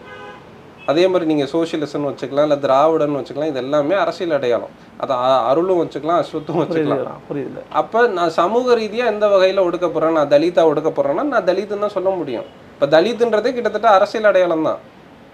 நம்ம அதுக்குள்ளால பார்த்தோம்னா தலித்துன்ற சொல்லுக்கு என்ன அர்த்தம்? ஒடுக்கப்பட்டவர்னு சொல்கிறாங்க. இப்போ அது வந்து ஒரு அரசியல் அடையாளம். இல்லை பகுஜனா நம்ம ஒன்று சேருவோம்னு சொல்கிறாங்க, இல்லை தலிதா ஒன்று சேருவோம்னு சொல்கிறாங்க. இப்போ இதெல்லாமே ஒரு அரசியல் அணிதிரட்சிக்கான ஒரு சொல்லாடல். இப்போ நம்ம வந்து ஒரு ஒடுக்கப்பட்டவராக ஒன்று சேருவோம், இல்லை பார்ப்பனர் அல்லாதவராக ஒன்று இருந்திருக்கிறாங்கல்ல, இல்லை நாம் தமிழராக ஒன்று சேருவோம், இப்படி சொல்கிறது எல்லாமே அரசியல் அடையாளம். ஆனால் சமூக ரீதியாக உள்ள ஏற்றத்தாழ்வுகள், சிக்கல்கள், இது எல்லாத்தையும் அட்ரஸ் பண்ணும்போது கொஸ்டின் பண்ணி தானே ஆகணும். அப்போ இதில் மர்ஜாப்பியை கொஸ்டின் பண்ணும்போது ஏன் தோழர்கள் பதட்டப்படுறாங்க? ஏன் நந்திகிராம பேசலாமே? 2006-07 தானே நந்திகிராம, அந்த காலகட்டம் தானே, புததேவ பட்டாச்சாரியா. இப்போ பெங்காலை பற்றி பேசும்போது ஏன் கிட்டத்தட்ட ஒரு 50% இருக்கக்கூடிய முஸ்லீம்களும் தலித்துகளும் பெங்காலில் எந்தவித அதிகாரத்துலையும் இல்லாமல் வறுமை கோட்டுக்கு கீழே வாழ்ந்துகிட்டு இருக்கிறாங்க. ஏன் அங்கே பானர்ஜியும் சாட்டர்ஜியும் கோஷும் பட்டாச்சாரியாவும் தான் இன்னும் ஆட்சியில் இருக்காங்க, இன்னும் மம்தா பானர்ஜி தான் இருக்கிறாங்க. அப்போ அதை கொஸ்டின் பண்ணும்போது ஏன் பதட்டம் வராங்க? அப்போ நீங்கள் தலித் கொஸ்டினாச்சும் இருக்குது, முஸ்லீம் கொஸ்டினை கேட்டிங்கன்னா இந்த மதவாதி, பிற்போக்குவாதி, பயங்கரவாதி, அவங்களோட 23rd கான்ஃபரன்ஸ் நான் அவங்களுக்கு கூட அமிச்சேன். 23rd கான்ஃபரன்ஸில் எழுதி வச்சுருக்கிறாங்க. MIM, ஜமாத்தே இஸ்லாமி, SDPI இவங்கெல்லாம் வந்து கிட்டத்தட்ட RSSக்கு ஈக்குவல்னு எழுதி வைக்கிறாங்க. கம்யூனிஸ்ட்டுகளோட 23rd கான்ஃபரன்ஸ் CPMோட, ஓகே, MIM தான் இவரோட ஓவைசியோடது, ஜமாத்தே இஸ்லாமி எங்களோடது, அதுக்கப்புறம் வந்து SDP இதெல்லாம் RSSக்கு ஈக்குவலாக. யார் இங்கே ஓவைசி பேசினாரா? இல்லை இங்கேருந்து அப்துல் ரஹ்மான் பேசுனாங்களா? இல்லை SQR இலியாஸ் பேசினாரா? இல்லை முபாரக் பேசுனாங்களா? யார் பேசுகிறா? ரைட்ஸை பேசும்போதெல்லாம் முஸ்லீம்களை வந்து இப்போ எப்படி தலித்துகள் தங்களோட உரிமைகளை கேட்கும்போது சாதியவாதி அப்படின்னு அடையாளப்படுத்துகிறாங்களோ, முஸ்லீம்கள் தங்களோட இந்த தேசிய அரசுக்குள்ளால உரிமைகளை கேட்கும்போது பயங்கரவாதி, தீவிரவாதி. ஏன் சட்டமன்றத்தில் பினராயி சொல்லையா? கேரளா சட்டமன்றத்தில் பினராயி சொன்னார். இப்போ இதெல்லாம் எந்த கணக்கில் வருது? அப்போ இது கேள்வி வருது இல்லை? இல்லை, இப்போது நீங்கள் வந்து ஒரு பக்கம் வந்து ரஞ்சித் இந்த டோனை பேசினதை விட அவருக்கு எதிர்தரப்பு இருக்குது இல்லையா? 2 விதமான எதிர்தரப்பு இருக்குது. ஒன்று, நம்ம அவரை வந்து ஒரு நட்பு முரணோன்னு பார்க்கணும், அவர் வந்து அவ்வளோவா எதிர்தரப்பில் நகர்த்திடக்கூடாதுன்னு சொல்கிறாங்க. இன்னொரு தரப்பு அப்படிலாம் இல்லைங்க, பாஜகவினுடைய அஜெண்டாவை ஆர்எஸ்எஸ் அஜெண்டாவை தமிழ்நாட்டில் செயல்படுத்த இப்படியான ஆட்களை உருவாக்குவாங்கன்னு சொல்றாங்கல்ல, அந்த விமர்சனத்தை நீங்க ஆர்எஸ்எஸ் அஜெண்டாலாம் ஒன்றும் கிடையாது ரஞ்சித்துக்கு. என்ன அஜெண்டா இருக்க போகுது? இவங்க வந்து ராமாயணத்தை உட்காந்து எழுதிட்டு படம் எடுத்துட்டு இருக்கிறானுங்க. சன் டிவியில் போட்டு பிரபலம் இங்கே ஆதவந்தி இச்சானியா இந்த தமிழ் கேள்வி செந்தில்வேல் வந்து முதல்ல அவருக்கு என்ன அவ்வளோ வைலன்ஸோட பேசுகிறார். ரஞ்சித்துக்கு வந்து ஆர்எஸ்எஸ் பின்புலம் இருக்குதா, அதுவாக இருக்குதா, இதுவாக இருக்குதான்ட்டு. அதே பேட்டியில் நீங்கள் பார்த்தீங்கன்னா ஆதவந்தி இச்சானியா சொல்கிறாரு, ராமராஜ்யம் அமையுமானால் எப்பாடுபட்டாலும் தடுத்தாகணும் அப்படின்னு அண்ணல் அம்பேத்கர் சொன்னதா அவரே கோட் பண்ணுறாரு. யார்? ஆதவந்தி இச்சானியா. இப்போ நீ என்ன பண்ணுற? ராமாயணத்தை உட்காந்து டெலிகாஸ்ட் பண்ணிக்கிட்டு இருக்கிறார். எந்த காலகட்டத்தில்? அவன் இந்து ராஷ்டிரான்னு பேசுகிற காலகட்டத்தில் நீ வந்து திராவிட நாடுன்னு பேசு, இல்லை திராவிட கொள்கையை பேசு, பெரியார் கொள்கையை பேசு. பெரியாருக்கு பற்றி நீங்கள் ஒரு சீரியல் எடுங்க, பெரியார் படத்தை கூட போட்டிருக்கலாம். இல்லை பெரியாரை பற்றி ஒரு சீரியல் எடுங்க, பெரியாரை பற்றி படம் எடுங்க, அம்பேத்கரை பற்றி படம் எடுங்க, அதுக்கப்புறம் வேற காந்தியை பற்றி படம் எடுங்க. இப்போ அதை பற்றியெல்லாம் படம் எடுக்காமல் நீங்கள் புராண கட்டுக்கதைகள், நீங்கள் திராவிட இயக்கங்கள் சொன்னக்கூடிய புராண கட்டுக்கதைகளை தானே எடுத்து வச்சிருக்கிறீங்க. புராண காதல் கதை சொல்லியிருக்காங்க அதில், அதை அவங்க சொல்கிறாங்க. அப்போ இது எந்த கணக்கில்? அப்போ ரஞ்சித்துக்கு என்ன பின்புலம் இருக்குது? அப்போ நீங்கள் போய்ட்டு ஹிந்தியில் உட்காந்துக்கிட்டு சேனல் ஆரம்பிக்கிறீங்க நீயோன்ட்டு. இப்போ இது எந்த இது? அப்போ உங்களுக்கு பின்புலம் இல்லையா? நீங்கள் தானே தமிழ்நாட்டில் அந்த 95 காலகட்டங்களில் கூட்டணி வைக்கிறீங்க. கூட்டணி வச்சு தமிழ்நாட்டோட பட்டி தொட்டி எங்கும் தூக்கிட்டு போய் பிஜேபியை சேர்த்திங்க. பிஜேபிக்கான ஃபவுண்டேஷன் ஃபோர்ஸ் இதை பண்ணி கொடுத்தது யார்? இல்லை, ரஞ்சித் விமர்சனம் பண்ணுறது டேரெக்டாக திமுகவை தானா? அப்போ திமுகவெல்லாம் கிடையாது. இல்லை, நானா கூட்டு வந்தேன் பாஜகவுன்னு கேட்குற கேள்வி யாரு நோக்கியதுன்னு கேட்குறேன். தலித்துகள் எங்கே பாஜக கூட்டிகிட்டு வந்தாங்க? இப்போ அதில் வந்து தேசிய அளவில் பாஜகவோட கூட்டணி வைத்த தலித் தலைவர்களை நான் உங்களுக்கு காட்டட்டுமா? எத்தனை பேர் இருக்காங்க? எல்லாரும் பாஜகவோட போயிட்டாங்க. இந்திய அளவில் போகாத ஒரே ஆள் திருமாவளவன் மட்டும்தான். அவர் ஒருத்தர் தான் போல. அதை அவங்க கிரெடிட் சொல்ல தான் செய்வாங்க. நமக்கான வாத்தியார் திருமாதான்பா, அவர் சொல்கிறத கேளுங்க. பொது நிறுவனத்தில் கலக்கக்கூடிய வேலையில் அவர் பண்ணிக்கிட்டு இருக்காரு. ஒன்றா நிற்கணும்னு சொல்லிக்கிட்டு இருக்காரு. இவர் தனிச்சு போகணுங்கிறாரு. அப்போ இவர் ஆர்எஸ்எஸ் அஜெண்டாவோட ஆளுன்னு சொல்கிறாங்க. இப்போ அதில் ஆதவந்தி இச்சானியோட வாய்ஸ் வந்து ஒரு குட் தலித்துக்கான ஒரு வாய்ஸு, ரஞ்சித்தோட வாய்ஸ் வந்து ஒரு பேட் தலித்துக்கான ஒரு வாய்ஸு. அப்போ குட் தலித்துனா என்ன, பேட் தலித்துனா என்னென்னா, நம்ம எப்படி குட் முஸ்லீம் பேட் முஸ்லீம் பார்க்குறோமோ அதே தான். அப்போ அவர் வந்து ஆதவந்தி இச்சானியை சொல்ல அதுக்காக அப்படின்னு அவரை தள்ளலை. ஆனால் அவரோட வாய்ஸ் வந்து அவர்களுக்கு சாதகமாக, அதாவது பெரும்பான்மை வாதத்துக்கு சாதகமாக தலித்துகளை இணங்கி போக செய்வதற்கான ஒரு வாய்ஸை தான் ஆதவன் தோழர் வந்து திருப்பி வச்சுக்கிட்டு இருக்கிறாரு. அதில் என்ன வைக்கிறாருன்னா, ராம்விலாஸ் பாஸ்வானை வந்து போயிட்டாரு, மாயாவதிலாம் போல. அப்போ 1-2 பேரை வந்து சொல்றாரு மறைமுகமா. ஓகே, 1-2 பேரை சொல்றாரு. அப்போ அந்த தலைவர்களால தான் மட்டும்தான் ஓட்டு போச்சா? இல்லை. அப்போ இந்த தலித்துகளோட ஓட்டை வச்சு தான் இன்னைக்கு ஆட்சியில் இருக்கிறாங்களா பிஜேபி? இல்லை. அப்போ சாதி இந்துக்களான இடைநிலை சாதி இந்துக்களோட ஓட்டில் தான், அதிகாரத்தில் தான் பிஜேபி நிற்கிது. தலித்துகளோட ஓட்டில் தலித்துகளில் 2-3 பேர் போயிருக்கலாம், தலித் தலைவர்கள் அங்கேயும் போயிருக்கலாம். அவர்களால் இன்னைக்கு இருக்கிற பிஜேபி வந்து இல்லை. அங்கே போயிருக்கலாம், 1-2 பேர் போயிருக்கலாம். இப்போ அவங்களால மட்டும்தான் இங்கே வந்து இந்த ஆட்சி நிற்கிதா அப்படின்னு கேட்டால் இல்லையே. அப்போ ரஞ்சித் கேட்குற கேள்வி நியாயமான கேள்வி தானே. நானா கூட்டிகிட்டு வந்தேன், நானா ஆட்சியில் பங்கெடுத்தேன், மாயாவதி என்ன பிஜேபியோடைய பங்கெடுத்தாங்க, கூட்டணி வச்சாங்க. அப்போ இங்கே ரஞ்சித் வந்து ரஞ்சித் செயல்படக்கூடிய தளம் வந்து கலை இலக்கிய பண்பாட்டு தளம். கண்டிப்பாக. அப்போ அந்த தளத்தில் திராவிட இயக்கங்களோ காங்கிரஸோ இல்லை முன்னம் இருக்கக்கூடிய தரப்புகளோ என்ன வேலை பார்த்துருக்குறாங்க? அப்போ எந்த வேலையுமே பார்க்கல. அப்போ நீங்கள் ஒடுக்கப்பட்ட தரப்பை நீங்கள் மேலும் இன்னும் நெருக்கடிக்கு தான் தள்ளுறீங்க. நீங்கள் ரஜினியை வச்சு 10-15 படம் எடுப்பீங்க, கல்லா கட்டுவீங்க, எல்லாம் பண்ணுவீங்க. அப்போ ஒடுக்கப்பட்ட சமூகத்துலேருந்து வந்து ஒரு படம் எடுக்கிறாரு. என்ன படம் எடுத்தார்? காலா எடுத்தார். அதில் என்ன இருந்துச்சு? என்ன பேசப்பட்டுச்சு? அவ்வளோதான். நீங்கள் எடுத்த 5 படத்தில் என்ன பேசப்பட்டுச்சு? சன் பிக்சர்ஸ் எடுத்த, ரெட் ஜெயின்ஸ் எடுத்த, பீஸ்டில் என்ன பேசப்பட்டுச்சு? நீங்கள் எஃப்ஐஆர்னு ஒரு படத்தை, இஸ்லாமோஃபோபிக் படத்தை இது பண்ணுறீங்கள உதயநிதி பிக்சர்ஸில். இப்போ உதயநிதி விளையாட்டுத்துறை அமைச்சர் இங்கே என்ன இதுவாச்சு? இங்கே பாப்பாங்க வந்துட்டான் பூந்துட்டான். நீங்கள் விளையாட்டுத்துறை அமைச்சர் தானே. தமிழ்நாடு முழுக்க என்ன நடந்துச்சு? அப்போ அந்த விளையாட்டுத்துறைக்குள்ளால் என்ன மாற்றங்கள் உருவாக்கப்பட்டு இருக்கு? கேள்வியே இல்லை. அப்போ நீங்கள் வந்து ஒரு டேரக்டராக இண்டிவிஜுவலாக செயல்படக்கூடிய ஒரு டேரக்டரை காயின் பண்ணிக்கிட்டு நீங்கள் வந்து வைக்கிறதுன்றது சாதி புத்தியிலிருந்து தான் அவங்க கொஸ்டின் பண்ணுறாங்க ரஞ்சித்தை. அவர்களோட அந்த ஆண்ட புத்தியில் ரஞ்சித்துக்கு முன்னாடி ஆர்எஸ்எஸும் கிடையாது, வெங்காயமும் கிடையாது. ரஞ்சித் கொஸ்டின் பண்ணுறது எப்படி ஒரு தலித்தோ முஸ்லீம்க்கோ இந்தியாவில் இருக்கக்கூடிய எல்லா கட்சிகள் மீதும் விமர்சனம் இருக்குது. ஏன்னா எந்த கட்சிகளும் இங்கே அதிகாரத்தை பார்க்க. இப்போ முஸ்லீம் நம்ம 4th எஸ்டேட்லேயே முன்னாடி மற்ற பேட்டியில் பார்த்தோம், முஸ்லீம்களுக்கு வந்து சீட்டே கொடுக்கப்படல இந்தியா கூட்டணியில். தலித்துகளுக்கு அண்ணல் அம்பேத்கர் கொடுத்த அந்த கான்ஸ்டியூஷன் தனித்தொகுதி இல்லைன்னா தலித்துகளுக்கும் சீட் இல்லை. 75 வருஷம் ஆச்சு. அப்போ தலித்துகளுக்கு எங்கே சீட் இருக்குது? இப்போ தமிழ்நாட்டில் பார்த்தீங்கன்னா திருமாவுக்கு தனித்தொகுதி, ரவிக்குமாருக்கு தனித்தொகுதி. அப்போ வந்து என்ன நீங்கள் வந்து மாற்றம் எடுத்துருக்கீங்க? என்ன செக்யூலர் ஃபோர்ஸை? அப்போ இன்க்ளூசிவ் பாலிட்டிக்ஸ்னால் எல்லாரையும் உள்ளடக்கிய அரசியல் அது. இப்போ நீங்கள் அருளாக இருக்கலாம், நானாக இருக்கலாம், அவராக இருக்கலாம், எல்லாரும் ஒரு இடத்துல வந்து உள்ளடக்கிய அரசியல். அப்போ எல்லாருக்கும் மாற்று கருத்துக்கள் விமர்சனம் இருக்குது. கூடுதலாக ஒடுக்கப்பட்டோருக்கு கூடுதலான விமர்சனங்கள் இருக்குது. அப்போ நீங்கள் அவன் இப்படி இருக்கலாம் இப்படி இருக்கலாம்னு டிக்டேட் பண்ணலாம் முடியாது. தலித்துகள் அப்படி இருக்கணும், தலித்துகள் இப்படி வாழணும்லாம் நீங்கள் இன்னொல்லாம் டிக்டேட் பண்ணிகிட்டு இருக்க முடியாது. முஸ்லீம்கள் இப்படி இருக்கணும்லாம் டிக்டேட் பண்ண முடியாது. கொஸ்டின் வரதான் செய்யும். காங்கிரஸ் மீது கேள்வி வச்சுட்டா பிஜேபி வந்துடும், கம்யூனிஸ்டுகள் மீது கொஸ்டின் வச்சுட்டா பிஜேபி வந்துடும். பெங்காலில் தானே கொஸ்டின் வைக்கிறாங்க, தமிழ்நாட்டில் யாரும் வைக்கலையே. தமிழ்நாட்டில் வந்து ரஞ்சித் வந்து செல்வா அவங்களோட மீட்டிங்கில் ஆதவந்தி சென்னையன் தான் பேசுகிறாரு, செல்வா தான் பேசுகிறாரு, எல்லாரும் தான் பேசுகிறாங்க. தமிழ்நாட்டில் கொஸ்டின் இல்லையே. பெங்காலில் நீங்கள் ஆட்சியில் இருந்ததுனால அந்த கேள்வி வருது. பெங்காலில் நந்திகிராம் பற்றி கேள்வி வருது, மர்ஜாபி பற்றி கேள்வி வருது, தலித்துகளோட முஸ்லீம்களோட பொருளாதார சமூக நிலை பற்றி கேள்வி வருது. தமிழ்நாட்டில் கேள்வி வரலையா? இல்லை, ரஞ்சித்தும் அப்படி பார்க்கலையா? ரஞ்சித்தும் நட்பு முரணாக தான் அவங்கள பார்க்குறாரா? அப்படிதாங்க பார்க்குறாரு. இத்தனை வருஷமா 7 வருஷமா இருக்குது. எல்லாரும் தானே பங்கெடுத்துக்கிட்டு இருக்கிறாங்க. அதில் இந்த தரப்பு தான் பங்கெடுக்கல, இந்த தரப்பு பங்கெடுக்கலன்னுலாம் ஒன்றும் இல்லை. எல்லா தரப்பும் தானே போய் பங்கெடுக்கிறாங்க. மார்கழி மக்கள் இசையில் எல்லா தரப்பும் தானே வருது. ஏன்னா எனக்கு என்ன, நான் ஒரு இடத்துல கோவப்பட்டார்ல, அதாவது ஏன் தனிச்சு நிற்கக்கூடாது, ஏன் தனித்த வாய்ஸாக இருக்கக்கூடாது அப்படின்ற கேள்வி ஏன் அவர் கேட்குறாரு? தனித்த வாய்ஸ்னா யூனிக்கான வாய்ஸ். தனித்த வாய்ஸ்னா யூனிக்கான இந்த சமூகத்தை பற்றி ஒரு தலித் பர்ஸ்பெக்டிவ். இல்லை, ஒரு பொது எதிரி இருக்கான். அந்த பொது எதிரியை நாம் எல்லாரும் சேர்ந்து வா ஒரே வாய்ஸில் கேள்வி கேட்போங்கிறது எப்படி இருக்கு? நான் இங்கே கேட்டுக்கிறேன், நீ அங்கே கேட்டுக்கின்றது எப்படி இருக்கு? எனக்கு அந்த ஸ்பேஸுக்குள்ளாலே இடம் இல்லை. உங்கள் ஸ்பேஸ்க்குள்ளால இவங்க சொல்கிறாங்கல்ல, அந்த மைய நீரோட்டம் பொது நீரோட்டம், அந்த ஸ்பேஸுக்குள்ளால தலித்துகளுக்கோ முஸ்லீம்களுக்கோ இடமே இல்லை. பொது நீரோட்டம் மைய நீரோட்டம்ன்றது இந்து நீரோட்டம், இந்துத்துவ நீரோட்டம் தான். அதில் வந்து தலித்துகளுக்கும் உள்ள இடம் இல்லை, முஸ்லீம்களுக்கும் உள்ள இடம் இல்லை. அப்புறம் எப்படி தனிச்சு தான் கொஸ்டின் பண்ண முடியும்? இன்க்ளூசிவ் பாலிட்டிக்ஸ்னால் திரும்ப பேசினதான். இன்க்ளூசிவ் பாலிட்டிக்ஸ்னால் எல்லாரையும் உள்ளடக்கிய பாலிட்டிக்ஸ்.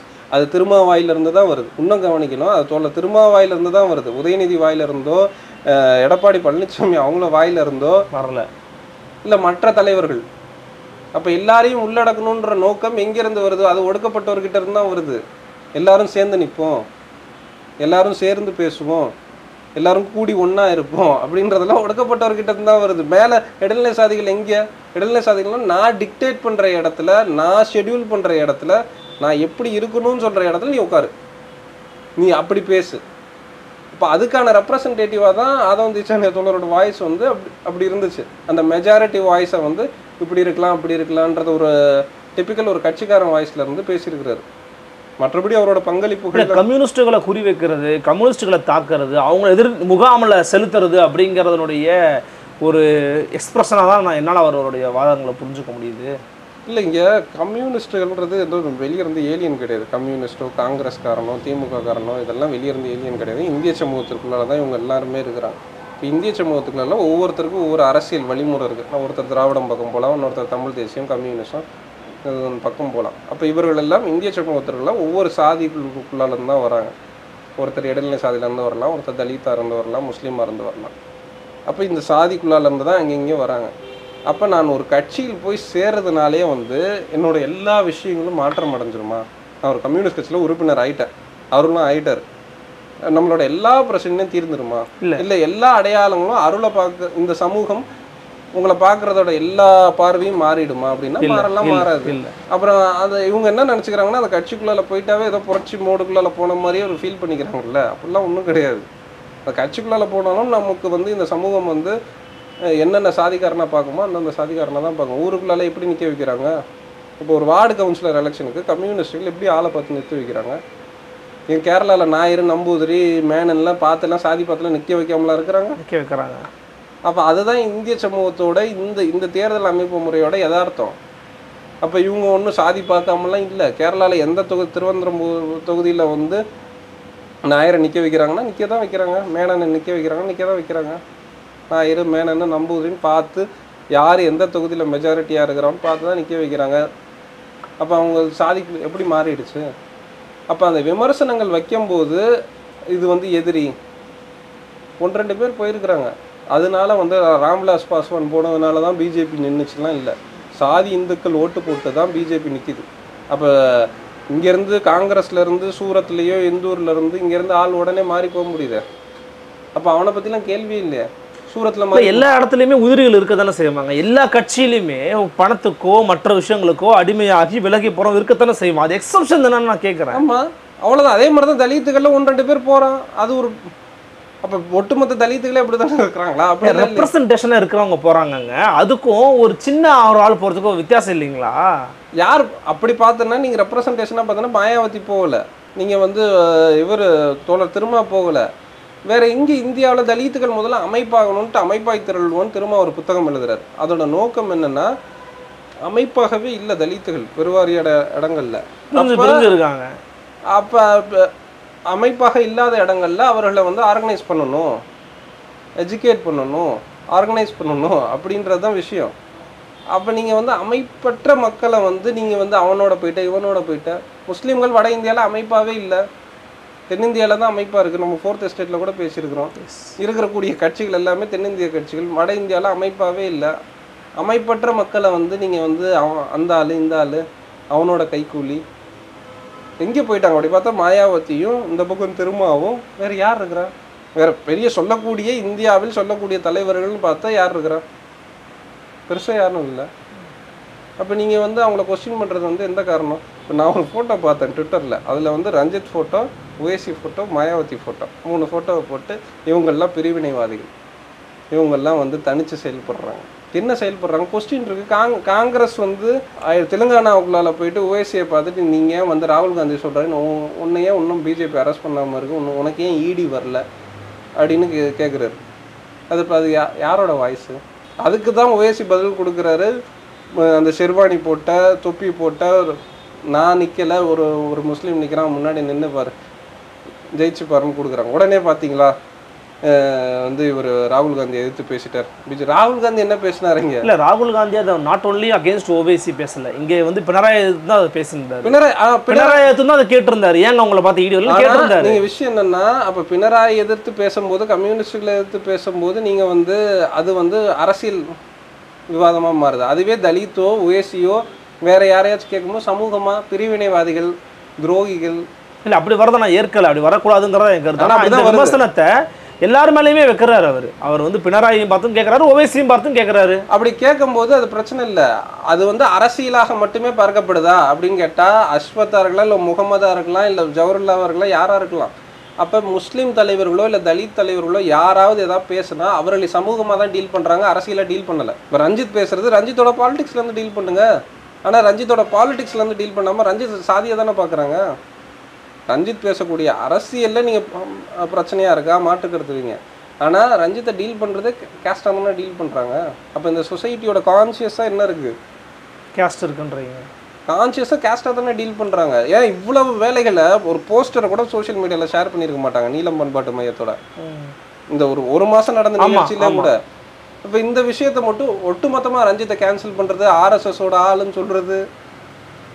அப்போ நீங்கள் என்ன வேலை பார்த்தீங்க? கலை இலக்கிய பண்பாட்டு தளங்களில் ராமாயணத்தை நீங்கள் சீரியலாக போடுறதை தாண்டி திமுகவும் காங்கிரஸும் என்ன வேலை பார்த்து தேர்தல் வந்தோன்னா இந்தியா கூட்டணிக்கு ஓட்டு போடணும்னா பிஜேபி வந்துடும். இதை தாண்டி இவனுங்க என்ன வேலை பார்த்தாங்க? காங்கிரஸ் என்ன வேலை பார்த்து இந்துத்துவாவுக்கு அகைன்ஸ்டாக கலை இலக்கிய பண்பாட்டு தளங்களில் என்ன வேலை பார்த்துச்சு இந்தியா முழுக்க? அப்போ ரஞ்சித் ஒரு டைரக்டர், அவருக்கு சினிமா மூலமாக வரக்கூடிய சின்ன வருமானத்திலேருந்து அவர் ஒரு வேலையை பண்ணிட்டு இருக்கிறார். அப்போ நீங்கள் அதாவது ரஞ்சித்தால் செய்யப்பட்ட வேலைகளில் 1/4 பங்கு கூட திராவிட இயக்கத்தை சார்பாக செய்யலைங்கிறதா. திராவிட இயக்கமும் செய்யலை, காங்கிரஸும் செய்யலை, எவனும் செய்யலை. காங்கிரஸை விட்டுருங்க, காங்கிரஸ் வந்து இயற்கையாகவே செய்ய மாட்டாங்க. அவங்க வந்து வரமாட்டாங்க அவங்க. அப்போ அவங்க தானே அடுத்த பிரதமர் வேட்பாளர். நீங்கள் தானே இந்துத்துவாவை எதிர்க்க போறீங்க. இல்லை தோழர், நான் வந்து கலை இலக்கிய பண்பாட்டு தளங்களுக்கு உள்ளேயே அவங்க வரலன்றேன். அவங்க வரல, ஆனா நீங்க தான் அடுத்த பிரதமர், இந்துத்துவாவை எதிர்க்க போறீங்க. கரெக்ட். அப்ப நீங்க வேலை பார்த்துருக்கணும்ல. நீங்க வந்து வெவ்வேறு சின்ன சின்ன ப்ராக்சி அமைப்புகள் மாதிரி சின்னதா அங்கே எங்கேயோ என்ஜிஓஸை வச்சு எதை நகர்த்துறாங்கல்ல. நீங்க வேலை பாருங்க. சைவ மடங்கள்ல போய் வேலை பாருங்க, வைணவ மடங்கள்ல போய் வேலை பாருங்க, மிதவாத சூழலை உருவாக்கி கொடுங்க. அப்படி எதுவுமே பண்ணலையே. எலெக்ஷன் வரும், இவங்க வந்து ஏதோ பிஜேபியை தேர்தல் விஷயமா மட்டுமே அது தேர்தலில் வீழ்த்திட முடியும் மட்டுமே. தேர்தல் தோல்வியை மட்டுமே அவங்க கருத்தில் கொண்டு வந்து செயல்படுறாங்க. அது பிஜேபி ஏதோ எலக்ட்ரல் பார்ட்டின்ற லெவலில் தான் டீல் பண்ணுறாங்க. அப்புறம் எப்படி ஃபாசிஸ்ட்ன்ற வார்த்தைக்கான அர்த்தம் என்ன? அப்போ நாசின்னு சொல்கிறாங்க, ஃபாசிஸ்ட்னு சொல்கிறாங்க, அந்த வார்த்தைக்கான கணமே உங்களுக்கு புரியல. அப்போ வந்து அவன் இந்து ராஷ்டிரான்னு ஒரு பக்கம் பேசுகிறான், வாசுதேவ குடும்பகம்னு ஒன்று பேசுகிறான். அப்போ இதுக்கெல்லாம் நீங்கள் வந்து என்ன வேலை பார்த்துறீங்க? ரஞ்சித் வேலை பார்த்ததுல ஒரு 10% கூட வேலை பார்க்கல. இவனுங்க வேலை பார்க்காம ரஞ்சித்துக்கு அதுவாக இருக்குதா இதுவாக இருக்குதான்னு நீங்கள் என்ன மார்கழி மக்கள் இசை மாதிரி ஏதாவது ஒரு கான்செப்ட் பண்ணுங்கள். இல்லை வேறு இசை, கலை, ஓவியம் எல்லாத்துலேயும் நீங்கள் ஃபோட்டோகிராஃபி, அப்போ நீங்கள் சோஷியல் மீடியா தளங்களில் எல்லாத்துலேயும் நீங்கள் கொஸ்டின் பண்ணுங்கள். அப்போ ஒரு தலித் பெர்ஸ்பெக்டிவை ரஞ்சித் வச்ச அளவுக்கு கூட வைக்கல. ரஞ்சித், நான் அதுக்கு முன்னாடியே சொல்கிறேன், ரஞ்சித் வந்து தனியாக வரல. அதற்கு முன்னாடி ஒரு கிரவுண்டை நிலத்தை உழுத மாதிரி இங்கே உள்ள எழுத்தாளர்கள், கவிஞர்கள் இவங்கெல்லாம் வேலை பார்த்துருக்குறாங்க. உண்மைதான். அப்போ அதுலேருந்து தான் ரஞ்சித்தோட நீட்சி. அப்போ வந்து இவங்க என்ன வேலை பார்த்தாங்க? இவங்க தானே சன் பிக்சர்ஸ்லேருந்து இவ்வளோ கோடிக்கணக்கில் படம் எடுக்கிறாங்க. என்ன படம் எடுத்தாங்க? ப்ராக்ரெசிவாக படம் எடுங்க, ப்ராக்ரெசிவான படங்கள் எடுங்க, ஒன்றும் பிரச்சனை இல்லை. ஆணாதிக்கத்தை எதிர்த்து எடுங்க, பெண்ணியம் சார்பாக எடுங்க, இல்லை இங்கே இருக்கக்கூடிய சமூக ஏற்றத்தாழ்வுகளை குறித்து எடுங்க. இப்போ ரிசர்வ் படம் நடிச்சிருந்தாங்க ஏங்க, அதெல்லாம் அவரோட பிராண்டிங் எடுத்துக்கிட்டு இருக்கிற படங்கள். இப்போ நம்ம இவர் மாரி செல்வராஜ் படம் எடுத்தாருங்க, பிராண்டிங் எடுக்கிறாங்க. நீங்கள் வந்து இப்போ நீங்கள் வந்து மாரியை கண்டுபிடிச்சது திராவிட மாமன்னன் மாரியை கண்டுபிடிச்சது திராவிட இயக்கம் கிடையாது. ராம் கண்டுபிடிக்கிறாரு, ராம் கண்டுபிடிக்கிறாரு. அதுக்கப்புறம் ரஞ்சித் இது பண்ணுறாங்க, படம் வருது, இப்போ ப்ரொடியூஸ் பண்ணுறாங்க. ஓ, இதுக்கு ஒரு மார்க்கெட் இருக்குது, இப்படி ஒன்று இருந்துச்சு, அதை மேனிப்புலேட் பண்ணுறதுக்கு வருது. அதாவது இதுதான் எனக்கு பிடிக்கும். அதாவது ரஞ்சித் பண்ணால் அது வந்து மார்க்கெட்டிங் இல்லை, உதயநிதி பண்ணால் மார்க்கெட்டிங்கா? ஏங்க அதுக்கப்புறம் என்னங்க, அதை பிராண்டை யூஸ் பண்ணிக்கிறாங்க, அவ்வளோதானே தவிர வேற எதுவும் கிடையாது. நீங்கள் தொடர்ந்து எடுங்க. இப்போ திராவிட அமைச்சர் ஆகிட்டாருங்க, நடிக்க முடியலங்க அவரால். வேற யாரும் எடுங்க, ஒன்றுமே பிரச்சனை. ஹீரோவுக்கு பஞ்சம் இல்லை, ஹீரோயினுக்கு பஞ்சமா இல்லை, கதைக்கு பஞ்சமா? உங்களுக்கு அந்த விஷனே கிடையாது. இந்த தரப்புக்கு அந்த பார்வையே கிடையாது. இந்த சமூகத்தை மாற்றலாம் பார்வையெல்லாம் ஒரு வெங்காய பார்வையும் கிடையாது. வெறும் பணம் பண்ணுறது தான் பார்வை. பணம் பண்ணுறது, தேர்தலில் வந்தால் பிஜேபி வந்துடும், ஓட்டு போட்டுரு. நீங்கள் இந்த சமூகத்தை மாற்றி அமைக்கணும், இந்த சமூகம் ரொம்ப மோசமாக போயிட்டுருக்கு, அப்போ அதற்கு எதிரான கருத்துருவாக்கங்களை உருவாக்குங்க. அப்போ நீங்கள் வந்து அதை எதையுமே பண்ண மாட்டீங்களே. நீங்கள் இப்போ கடைசியாக வந்து திராவிட சினிமா பெரியாரை பற்றி என்னங்க எடுத்தாங்க? ரஞ்சித்தை கேட்குறாங்க, ஏன் பெரியார் படம் இல்லை? அப்போ உனக்கு பெரியாரை வெளிப்படையாக பேச மாட்டேங்கிறாரு, நிராகரிக்கிறாரான்னு கேட்குறாங்க. பேசுங்க, நீங்கள் பேசுங்க. ரஞ்சித்துக்கு அம்பேத்கர் எடுக்கிறாரு, நீங்கள் பெரியாரை பேசுங்க. அம்பேத்கரை பேசுறீங்கல்ல, ஏன் பெரியாரை பேசலன்னு கேட்குறாங்க. அம்பேத்கரை பேசுறியா, நீ பெரியாரை பேசியான்ற, நீ பேசு. உனக்கு தான் இப்போ அதிகாரம் இருக்குது, அரசியல் அதிகாரம் இருக்குல்ல, முதல்வராக இருக்கிறீங்க, ஒரு ஸ்டேட்டை கண்ட்ரோல் வச்சுருக்கீங்க, நீங்கள் எடுங்க. நான் எனக்கு வந்து அம்பேத்கரை பிடிச்சிருக்கு, அதிகமாக பிடிச்சிருக்கு, நான் எடுக்கிறேன். நான் அதில் நான் பெரியாரை வைக்கிறேன். அந்த கதைக்கு ஒத்து வந்துச்சுன்னா பெரியாரை வைக்கிறேன், இல்லைன்னா அந்த கதைக்கு செட் ஆகணும்னா பெரியாரை வைக்கலை. நான் ஒரு அம்பேத்கரை பார்வையிலேருந்து நான் வைக்கிறேன். நீங்கள் வைங்கப்பா, பெரியார் எடுங்க, யாரை வேணாலும் எடுங்க. அண்ணாவை பற்றி எடுங்க, அண்ணாவை பற்றி ஒரு படம் காட்டுங்க. அண்ணா வச்சு தான் சோறு வச்சு தின்னுட்டு இருக்கிறாங்க எல்லாரும். அண்ணா தான் உலை போட்டார். அண்ணா இல்லைன்னா இவங்க யாரும் இல்லை. அண்ணாவை பற்றி ஒரு படம். அண்ணா தான் இந்த ரெண்டு தரப்பிற்கும் இன்னைக்கு சோறு திங்கிறதுக்கு அண்ணா தான் காரணம்.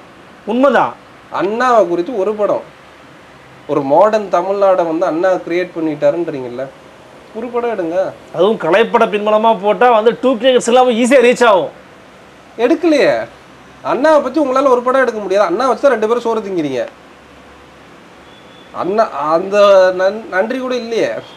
அப்புறம் நீங்கள் வந்து ரஞ்சித்துக்கிட்ட போயிட்டு நீங்கள் ஏன் பெரியார் இல்லை, அவருக்கு எடுக்கிறாரு, அவர் அம்பேத்கர் எடுக்கிறாரு, யாரையே எடுக்கிறாரு கொஸ்டின் பண்ணுறதுக்கு உங்களுக்கு வந்து எந்த மாரலுக்கும் உங்களுக்கு தகுதி இல்லை இந்த தரப்புக்கு. ஓகே, இப்போ அந்த அடிப்படையில் நீங்கள் வந்து ரஞ்சித்தோட மனநிலை எப்படி இருக்குது? அதாவது இவங்களை மாற்று கருத்து, ஏன்னா அவர் சொல்கிறாரு நானும் ஜி7 பேசணும், அதை பற்றி பிரச்சனை இல்லை, உடனே அவர்கிட்ட போய் பேட்டி கேட்குறாங்க, எதிரி மாதிரி காமிக்கிறாங்க. அப்படின்ற போது ரஞ்சித்தோட மனநிலை தான் உண்மையிலேயே என்னவா இருக்குது? நெருக்கடி தான் கொடுக்குறாங்க. திருப்பி ரஞ்சித்தோட மனநிலை மட்டும் இல்லை, தலித்துகளுக்கும் இது முஸ்லீம்களுக்கும் இண்டிவிஜுவலாக நெருக்கடி கொடுக்குறது தான். இது கிட்டத்தட்ட ஒடுக்கப்பட்ட சமூகத்தை எல்லா வகையிலையும் நீ வந்து கொஸ்டின் பண்ணிட்டாவே. ஏன் ரெப்ரசன்டேஷன்ஸ் இல்லை திமுகவில், ஏன் காங்கிரஸில் இல்லை, ஏன் இல்லை? பிஜேபி எதிரிங்க, மிக தெளிவாக சொல்கிறது, அவன் எதிரி. பிஜேபி ஆர்எஸ்எஸ்ன்றது எதிரி. நீ யார்? நான் நண்பன். யாருன்றது தெளிவாக ஆர்டிகுலேட் பண்ணுங்க, எல்லா வகையிலையும் ஆர்டிகுலேட் பண்ணுங்க. எலெக்ஷனில் மட்டும் கிடையாது, எலெக்ஷனில் தெரியுது அப்படி வெளியே தூக்கி போட்டீங்க. அப்போ எல்லா வகையிலையும் நீ என்னவா பார்க்குற? கோட்பாட்டு ரீதியாக சித்தாந்த ரீதியா இல்லை சமூக ரீதியா அரசியல் ரீதியா பொருளாதார ரீதியா நீ என்ன டீல் பண்ற? அது காங்கிரஸ் என்னவா டீல் பண்ணுது, கம்யூனிஸ்ட் திமுக டீல் பண்ணுது, எல்லாம் டீல் பண்ணுது சொல்லுங்க. அதே மாதிரி 50-70 வருஷம் 75 வருஷம் ஆயிடுச்சு. இன்னைக்கு ஏன் இதெல்லாம் கேள்வியா வருதுன்னா அவன் இந்து ராஷ்டிரான்னு பேசும்போது இது கேள்வியா வரும். அவன் இந்த கான்ஸ்டியூஷன் நீங்க தான் கான்ஸ்டியூஷன் அழிச்சிருவான், இது தேர்தலில் போர், இதுக்கு அப்புறமா ஏதாவது நடக்குமா நடக்காதுன்னு தெரியாது, இப்படிலாம் கேட்க இந்தியா இருக்குமா இல்லையான்னு தெரியாது. யாருன்றது எனக்கு பயம் இருக்குதுல்ல, எனக்கு ஒரு கேள்வி இருக்குல்ல.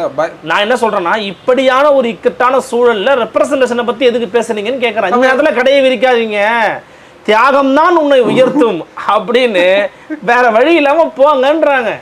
இல்ல இப்ப தியாகம் தான் உயர்த்தும், தியாகிகள் தான் தலித்துகள், இந்தியாவில் தியாகிகள் தான், முஸ்லீம்கள் தியாகிகள் தான். அப்ப இந்தியா கேட்ல யாரோட பேர் அதிகமா இருக்குன்றதெல்லாம் தெரியுது.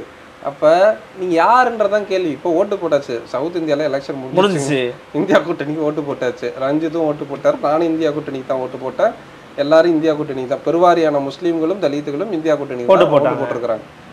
அப்ப பிஜேபிக்கு யார் ஓட்டு போட்டா? பிஜேபிக்கு இங்க இருக்கிற குறிப்பிட்ட சமூகத்தினர் ஓட்டு போட்டாங்க. இப்ப கர்நாடகால ஓட் பர்சன்டேஜே குறையல, அப்படி 35. அந்த சாதிகள் எல்லாருமே தலித்துகளா, எல்லாருமே முஸ்லீம்களா? கிடையாது.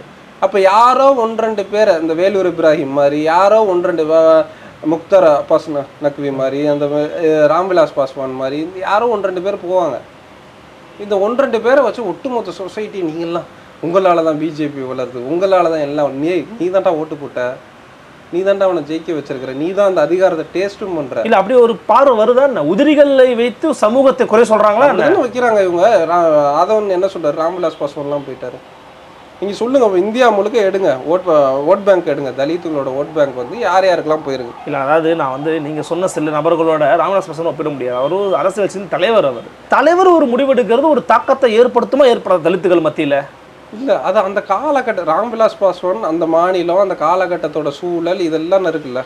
அது ராம்விலாஸ் பாஸ்வான் மட்டும்தான் இந்தியாவில் வந்து தலித்துகளோட அப்படி நானும் நினைக்கல. நீங்க சொல்றது நான் புரிஞ்சுக்கிறேன். அவரை மட்டுமே ஒரு முகமாக மற்ற எல்லாரும் நிராகரிக்கணும்னு நினைக்கிறேன். திரும்பவே ஒரு முகமா நம்ம பார்க்கிறோம். இப்போ கேரளாவில் பார்த்தீங்கன்னா கேரளாவில் வேற ஒரு தலித் தலைவர்கள் இருக்கிறாங்க, தெலுங்கானால வேற யார் இருக்காங்க. அப்போ எல்லா இடங்களையும் இப்போ நம்ம முன்னாடி பேசுறதா மாநிலத்துக்கு மாநிலம் அரசியல் மாறும். மாநிலத்துக்கு மாநிலம் தலித்துகளோட பிரச்சனையும் முஸ்லீம்களோட பிரச்சனையும் கொஞ்சம் வேறுபடும். அதற்கே உரிய அந்த மாநிலத்தோட அந்த வரலாற்று ரீதியான அரசியல் இருந்து மாறும். அதை வந்து தமிழ்நாட்டோட திராவிட லென்ஸை வச்சுக்கலாம். ஏன் ஆந்திராவில் ஏன் ஒய்எஸ்ஆர் வராரு, அங்கே ஏன் பிஆர்எஸ் வருது, இப்படிலாம் பேச முடியாதுல்ல. அந்த மாநிலத்தோட வரலாற்று ரீதியான அரசியல் என்ன, அங்கே யார் எப்படி டீல் என்ன, காங்கிரஸ் என்னவா தலித்துகளை பார்த்துச்சு, முஸ்லீம்களை பார்த்துச்சு, அங்கேருந்த இன்னொரு ரீஜனல் ஜனதாதள் இருந்துச்சா, அது இருந்துச்சான்னு சின்ன கட்சிகள், அதுலேருந்து தானே நம்ம அந்த கால்குலேஷன்ஸே போட முடியும். அந்த ரொம்ப வேகா அப்ஸ்ட்ரா ஒரு மாதிரி மேம்போக்கா இவங்கெல்லாம் இப்படி தான் போயிடுவாங்க, அப்படி சொல்ல முடியாதுல்ல. அப்படி போனதுக்கான வரலாறு இல்லையே. அப்போ நீங்கள் அதிகாரம் தலித்துகளோட அதிகாரமே இல்லையேங்க. தனித்தொகுதி அண்ணல் அம்பேத்கர் கொடுத்த கான்ஸ்டியூஷன்ல நீங்கள் கொடுக்கவே மாட்டீங்க, சீட்டே கொடுக்க. தனித்தொகுதி இல்லைன்னா என்ன ஆயிரும் நினைக்கிறீங்க? முஸ்லீம்களோட நிலைமை தான். பிஜேபி வந்துடும், ஒன்றை வந்துச்சுன்னா உங்களுக்கு சும்மா விடாதுன்ட்டு ஒரு இது வச்சுட்டு இருப்பான். அப்போ நீங்கள் வந்து காலங்காலமாக இவர் ரஞ்சித்தோட அந்த பேட்டியிலே வந்து அவர்னர்கள் காலங்காலமாக நாங்கள் ஒதுக்கி வச்சப்பட்டிருக்கிறோம், சாதிகளுக்கு எதிராக தான் நாங்கள் இருந்துக்கிட்டு இருக்கிறோன்றாங்க. இன்றைக்கி நவீன தேசிய அரசுகளில் என்னவா இருக்குது, பவர் ஷேரிங் என்னவா இருக்குது? அப்போ கேள்வி வருது இல்லை. இந்து ராஷ்டிரான்னு பேசுகிற காலகட்டத்தில் நீ ராமாயணத்தை எடுத்துக்கிட்டு இருக்கிற, இங்கே அதற்கு எதிராக இன்னொரு சமூக அறிவியல் ரீதியான வெவ்வேறு விஷயங்கள், பொருளாதார விஷயங்கள் பேசுகிறவனா நீங்கள் தூக்கிட்டு போய் ஆர்எஸ்எஸோட ஈக்குவலேட் பண்ணுறாங்கல்ல. இது உங்களுக்கே ஒரு மாதிரி கூசலையா? அது வந்து செந்தில் வேலா இருக்கலாம், இல்லை யாராக இருக்கலாம், ஒரு மாதிரி கூசலையா? இது எப்படி நீங்கள் வந்து ஆர்எஸ்எஸ்ன்னு நீங்கள் சொல்ல முடியும்? பின்னாடி அஜெண்டா இருக்குமா, அது இருக்குமா, இது இருக்குமா? ஏன் போயிட்டு அன்பில் மகேஷ் பொய்யாமொழி போய் படம் எடுக்க சொல்லுங்கள். சரி, அதான் அது அடுத்த கேள்வி அதான் வந்துச்சு. இந்த மாதிரி சொல்கிறாங்கல்ல, இவங்களுடைய அஜெண்டா என்ன, இவங்களுடைய நோக்கம் என்ன, இவங்க எதுக்காக இப்படி சொல்கிறாங்க நீங்கள் நினைக்கிறீங்க? இப்போ ரீசன் செந்தில் வேலாம் பொலிட்டிஷியன்ஸ் கிடையாது, அவரும் ஒரு யூடியூபர். அவரும் அந்த யூடியூப்பில் இப்போ கொஞ்ச நாளாக திமுக கூட இந்த எலெக்ஷன் கேம்பெயின்லாம் போகிறாரு, திமுக கிட்ட வந்து காசு வாங்குறாரு. அவர் ஒரு கட்சிக்காரன் கிடையாது. அப்போ திமுக வந்து ஆட்சிக்கு வந்தோடனே முதல்ல வேலை பண்ணது என்னென்னா, எல்லா யூடியூபர்ஸையும் எல்லா சோஷியல் மீடியா இன்ஃப்ளூயன்சர்ஸையும் கூப்பிட்டு வச்சு ஒரு மீட்டிங் போட்டு ஒரு டின்னர் கொடுத்து உள்ள கண்ட்ரோலுக்குள்ளால் எடுக்கிறாங்க. பட் நீங்கள் சோஷியல் மீடியாவுக்குள்ளால் திமுகவுக்கு எதிராக மெலிசா பேசினாவே கடிக்கிறது அளவுக்கு குதறாங்க. அப்போ நீங்கள் அந்த கிரிட்டிக்கே இல்லாமல் உங்களால் வந்து எப்படி அந்த திமுக வந்து வளரும்? மெலிசா திமுகவோட அக்கறையோடு கிரிட்டிக் பண்ணால் கூட இவன்லாம் வந்து பிஜேபியோட கைக்கூலி, இல்லை இவன் வந்து அப்படி இப்படின்ட்டு இந்த இது வைக்கிறாங்கல்ல, இது எந்த இடத்துல வைக்க முடியும்? சாதி ஆணவப்படுகள் அவ்வளோ நடந்துக்கிட்டு இருக்கு, பேசுங்க. எல்லாத்துக்கும் இதுக்கெல்லாம் காரணம் திமுக நானும் சொல்லலை. சாதி ஆணவப்படுகை எங்கேயோ ஒருத்தன் கொலை பண்ணுறான்றதுக்கு காரணம் திமுகவாக இருக்காது. ஏன்னா சாதி கொடூரங்கள் பல்லாயிரம் இருக்கு. அப்போ நீங்கள் வந்து அதை நம்ம கொஸ்டின் பண்ணுறோம், அந்த இடத்துக்கு இருக்கு. அந்த நீங்கள் மூமெண்ட் பாலிட்டிக்ஸ் நீங்கள் பேசாமல் நீங்கள் என்ன அரசியல் லெஃப்ட் பாலிட்டிக்ஸ் பேசுகிறீங்க? நீங்கள் என்ன கரிகாலன் ட்ரைப்ஸ் நீங்கள் என்ன பேசிகிட்டு இருக்கிறீங்க? லெஃப்ட் பாலிட்டிக்ஸ் பேசுகிறீங்கன்னா நீங்கள் அதை பேசணும்ல. அது எல்லாத்துக்கும் திமுக தான் காரணம் இல்லை. இப்போ நீங்கள் அதை குறித்து பேசணும்ல. இப்போ ஒன்றும் இல்லை, கோயம்புத்தூரில் இஃப்தார் அன்னைக்கு அந்த வீட்டுக்குள்ளால் பூந்து அடித்தாங்க பிஜேபிக்காரன். அதாவது நோன்பு திறக்கும் போது வந்து வீட்டுக்குள்ளால் பூந்து அம்மாவையும் பையனையும் அடித்து கேஸும் போடுறாங்க. பிஜேபிக்காரன் தான் அடித்தான், இதே தமிழ்நாட்டில். அப்போ அதை குறித்து நீங்கள் பேசுங்க. அதை குறித்து எவனுமே பேசலையே. இப்போ முஸ்லீம்கள் சேலத்தில் வந்து முஸ்லீம் கடைகள் வந்து பீஃப் கடைகளை வந்து இதுவாச்சு, வைக்கக்கூடாதுன்னா ஆர்எஸ்எஸ்காரன் இந்து முன்னணிக்காரன் மிரட்டினானுங்க. அதுக்கப்புறம் சின்ன பிரச்சனையாச்சு. இப்போ அதை குறித்துலாம் பேசுங்களா? இல்லை, அப்போ அதான் நான் என்ன கேட்குறேன்னா, இவங்களுடைய நோக்கம் வந்து திமுகவை எதிர்த்தால் எல்லோருமே சேர்ந்து எதிர்ப்பவர்களுக்கு ஒரு பிராண்ட் பண்ணணுங்கிறதா நோக்கம்னு நினைக்கிறீங்களா நீங்கள்? ரஞ்சித் அதுக்காக தான் அடிக்கிறாங்களா? ரஞ்சித்தோட கிளியர் கட்டு, ரஞ்சித்தோட வியூ வந்து கிளியர் கட்டாக இங்கே சமூக பண்பாட்டு தளங்களில் வேலை பார்த்துட்டு இருக்கிறாங்க.